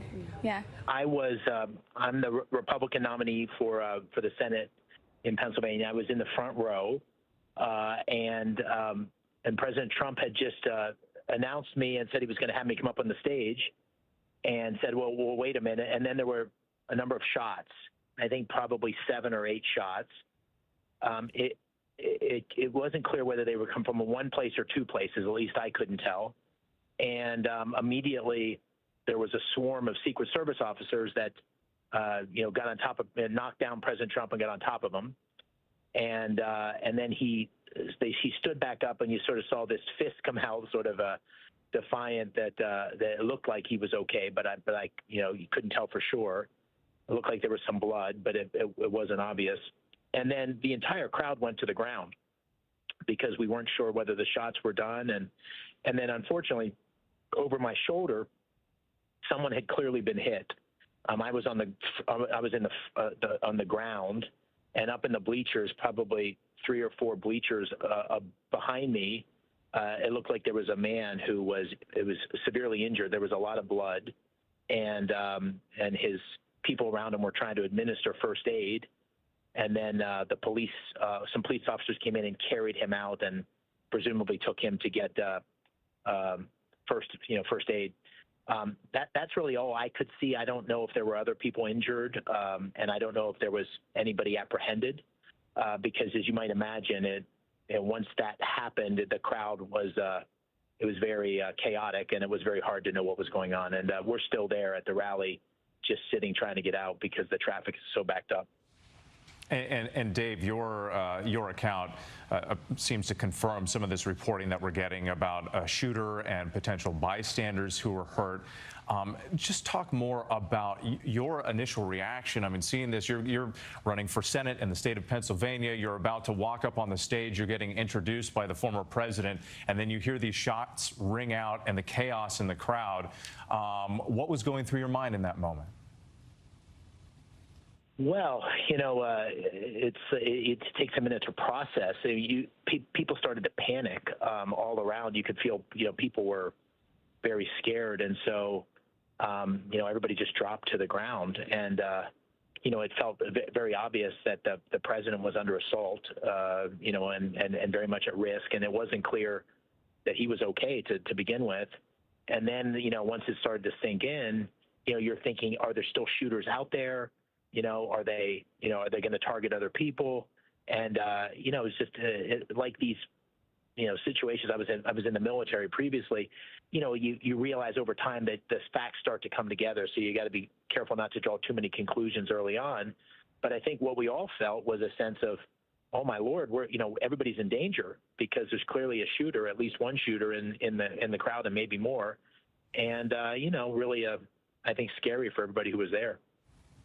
And shocking, even more than scary, just shocking, because you were in the middle of this rally and it was kind of fun and people were enthusiastic and all of a sudden it was turned upside down.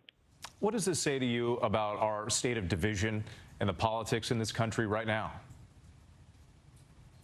Well, I don't want to draw any conclusions before I know more about it, but obviously it's if you're a public official, if you're a presidential candidate, and your safety's at risk, that's scary for all of us, no matter what party you're in. And so I think it's a moment to take stock. And you had 15,000. It seemed it was a huge crowd. I was told by the law enforcement people there are 15,000 people who were enthusiastically supporting their candidate, and all of a sudden, the former president, his life is at risk, and what were peaceful people in the audience are wounded, potentially, fatally. I mean, that's unacceptable, and it's not a matter of party. That's just unacceptable in our great country. I do want to go to Leonard Verdetto, who is an eyewitness who was there at the rally today. He's joining us now on the phone. Leonard, can you hear me? Yes, I can hear you, sir. How you doing? Thanks for having me on. Absolutely, Leonard. We're so grateful that you are okay. Can you just walk us through what happened and what you saw? Sure, absolutely. So everybody was excited to see the former president coming out. We were all, excited, and we were all happy. We were all joyful. We were all there for each other. Then the former president was giving his speech. Then moments later, there was some, popping sounds that were going off. There were about maybe 6 or 7 to 8 shots that were happening. None of us really registered at the time, but then all people were saying, "Get down, get down." Even I was saying, "Get down." Other people were saying, "Get down" as well. And, we were all praying. We were praying to Yeshua, the Lord Jesus, and we were praying to him to keep us safe, keep us protected. But unfortunately, what happened was, someone did get shot. What I do hear is that I think 2 people did get shot, that to the best of my knowledge. And I believe that, the former president, which I'm glad he is safe. So. Now, Leonard, and again, we don't have all these things confirmed yet, so this is your perspective here. But when you say that you believe that 2 people were shot, could you actually see people, potential victims? What I seen, and to the best of my knowledge, sir, is that and again, I was hearing it from other news sources as well. But what I personally seen, there was blood on a couple of people. Someone was shot just about 5 feet right behind us, to be honest with you. So we were that close, and thank God we weren't shot either. And where were you located? We're looking at the video right now. This is the former president being brought back to his feet after those shots were fired. Were you on the stands behind Donald Trump, or were you in front of him? If you're looking exactly at him, we'd be on the left side, actually. We were the left side of the other stands where you've seen those big TVs. So the left side of the stands facing the president or behind the former president? Facing the president. We were more on the sides, looking on the side of the president, so facing him. And Leonard, let me just ask you too. Obviously, you go to we've been talking about this, the division in this country, the polarization. But here you are. Obviously, you're exercising your right to support whichever politician you believe in. And you go to an event like this, you don't expect there to be violence. What's in your heart right now? Well, what's in the heart right now is I'm encouraging the American people to pray to Lord Jesus, because right now our country's divided. Our coverage continues right here on ABC News. For some parts of the country in the central and eastern time zones, we're going to send you to your local news next. For the rest of us, stay with us here as our coverage continues right here on ABC. And once again, for those of you staying with us and those just tuning in, we are covering an attempted assassination of former President Donald Trump. All of this playing out at a rally today in Pennsylvania in Butler. You see that moment there as the shots rang out. Witnesses reporting what they thought at first were maybe fireworks going off, but then suddenly the horror of what took place started becoming clearer and into focus, and you could see the Secret Service jumping on the former president, taking him to the ground, ultimately escorting him away and taking him off to the hospital. We are getting new information about the shooter. Law enforcement sources telling us that it was a single male shooter, and this is what they know at the time, who was perched on a rooftop nearby, maybe 200 to 300 yards away, and was armed with an AR-style rifle that was used to carry out this shooting, and was then taken out and killed by a counter sniper with the Secret Service. Let's bring in our senior investigative correspondent, Aaron Katersky, who's been with us all night getting some of this information from law enforcement. Aaron, what else can you tell us about the shooter, but you're also hearing more about the victims? Well, one of them was killed, and then 2 others are in critical condition, in addition to former President Trump, who himself in a statement said he was grazed by a bullet by his ear. Now, the Secret Service has not fully determined all the ballistics. We know that the shooter was able to get off about 8 shots, according to law enforcement sources who've been briefed on the investigation. Those 8 shots coming from an AR-15 style rifle, while the shooter was in an elevated position some 200 to 300 yards away on a rooftop adjacent to the rally venue. One of the key pieces of the investigation, Whit, is why that position was available. And then, of course, they want to know urgently more about this shooter. I'm told there is a name that law enforcement is now working with. The FBI is the lead agency, along with the Secret Service and police in Pennsylvania. They are scouring that individual's social media, talking to any known associates and relatives to see what they can learn. But they are wanting to make sure that they have everything contained. At this point, the belief is there was just one, and they are working to confirm that now. Aaron, thank you. And just a reminder to our viewers what you're seeing. These are aerial images coming in from our affiliate in Pennsylvania there.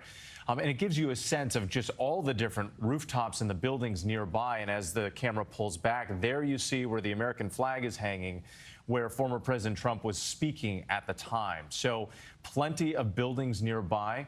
The Secret Service goes around and tries to clear that space in advance. But something happened here, and we don't have the answers to what went wrong or if there was some kind of security lapse. I do want to bring in Pierre Thomas, who's also been following along, talking to law enforcement. Pierre, you know that you've been getting word from the Secret Service. They have briefed the President Biden on this.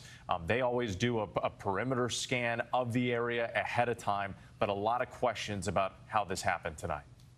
Indeed, and we already have the House Oversight Committee calling on the Secret Service Director to appear at a hearing later this month to talk about what went wrong here.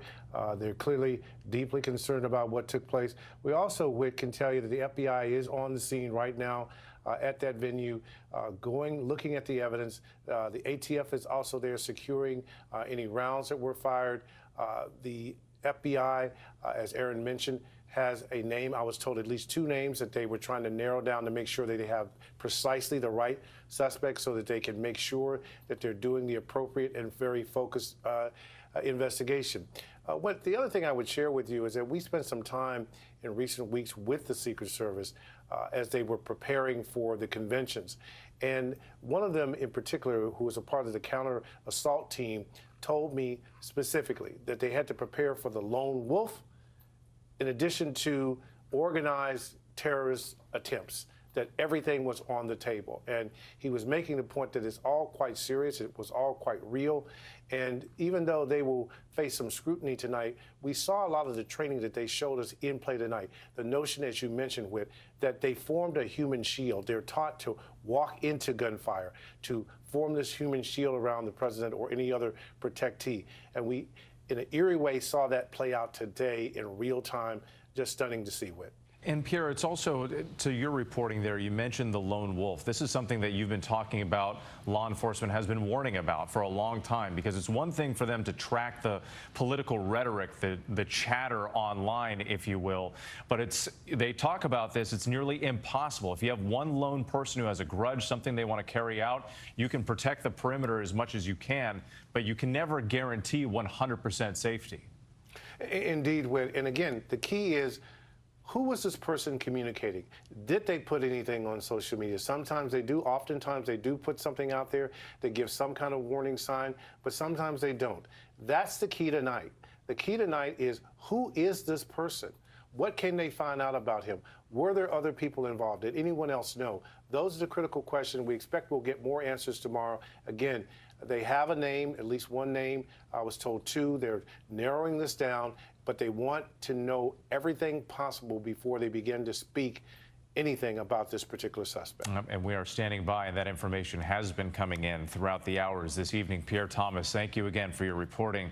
Let's bring in Josh Drespling. He's one of the witnesses who was there at the rally tonight in Pennsylvania.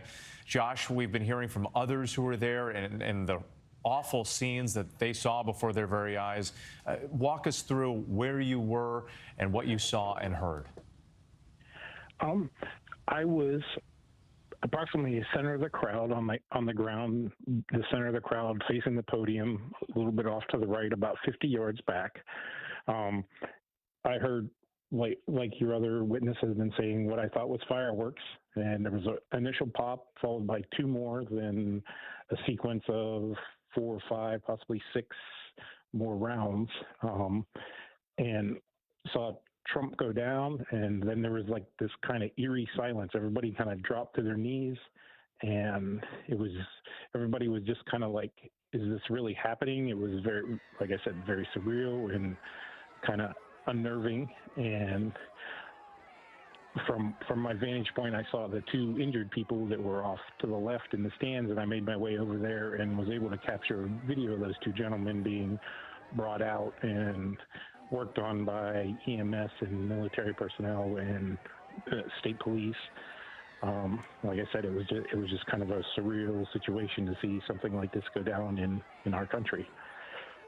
Josh, I can't imagine. And we're actually looking at this video that you shared with us right now, and you see the emergency personnel coming down the stairs of the stands there at one point, holding a person who we had to blur the image, appeared to be in grave danger.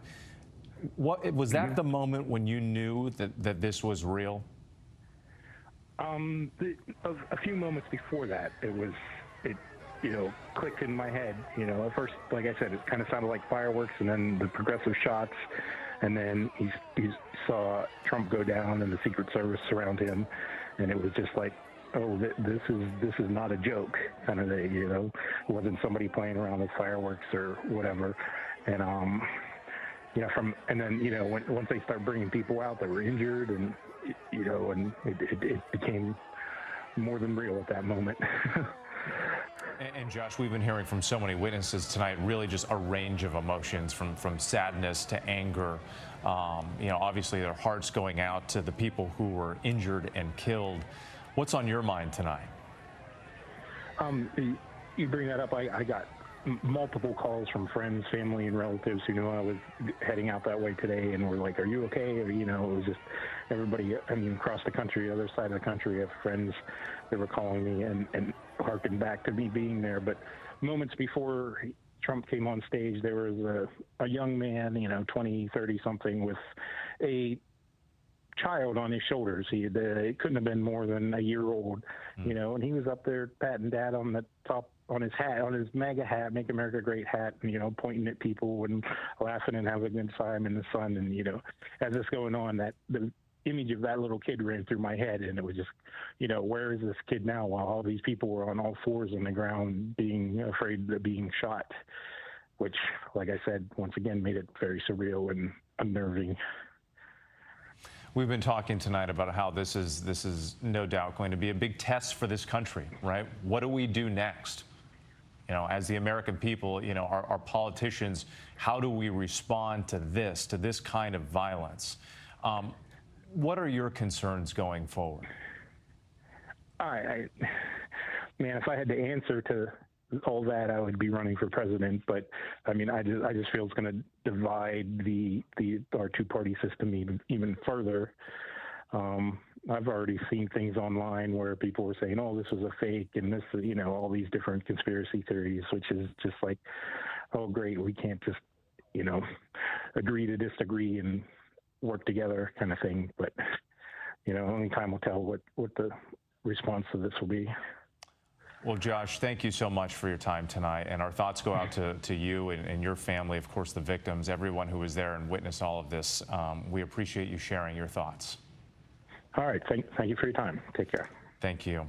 Let's go back to Rick Klein in Milwaukee. This, of course, is the site of where the Republican National Convention is supposed to happen. That was supposed to be the big political news in the coming days, and obviously everything has taken a dramatic and tragic turn here. Rick, what else are you hearing from officials there on the ground? As of now, there is nothing about the convention's 4 days that are set to change. I've talked to convention officials and Republican Party officials and Trump campaign officials throughout the day, and they have been adamant that nothing is changing. The intention per president, the former president, is to be here in Milwaukee to greet delegates throughout the week. A little unclear around the timing, what exactly day he will be here, but the formal process of nominating him for president and at some point nominating his vice presidential candidate, which he has not chosen yet, will take place as scheduled as of now. But all other events right now are being scrutinized. There were some welcome parties tonight that have been canceled. Tomorrow, there's a major event, some 15,000 people expected, an outdoor welcome reception that right now has to be reevaluated in terms of its basics. And I just can't stress enough how a convention is about more than just one venue. As our colleague John Carl reported earlier, you can secure and lock down the venue itself where Donald Trump will get the nomination, where the delegates will be. But they are staying at hotels spread across this city and across parts of Wisconsin. They are having receptions. They're having parties. They're having dinners. They're having breakfasts. Often members of Congress are walking around. There are so many potential security threats or incidents or soft spots that are going to be walking around the city of Milwaukee in the next couple of days that it has people on edge and reevaluating in real time. This has been a wild and chaotic day. I'll tell you, you arrive in a convention city, people are excited. I was on the plane with a couple of delegates who were going to be here for the first time, texting with them tonight. It is a totally different feeling. They are just saying prayers for Donald Trump, prayers for our country. Everything seems seems different about the atmospherics, even though the event itself is going on as scheduled. Yeah, everything absolutely is different, and as the event goes on as scheduled, no doubt there will be changes perhaps that they're not discussing or not aware of at the moment. Rick Klein, thank you. Let's bring in Paul Eckloff, who we were speaking with earlier, a former Secret Service, to dig deeper into this, because Paul, it's one thing to say the events move forward as scheduled, but once the Secret Service and law enforcement, the FBI, take a closer look, no doubt there will be some changes ahead.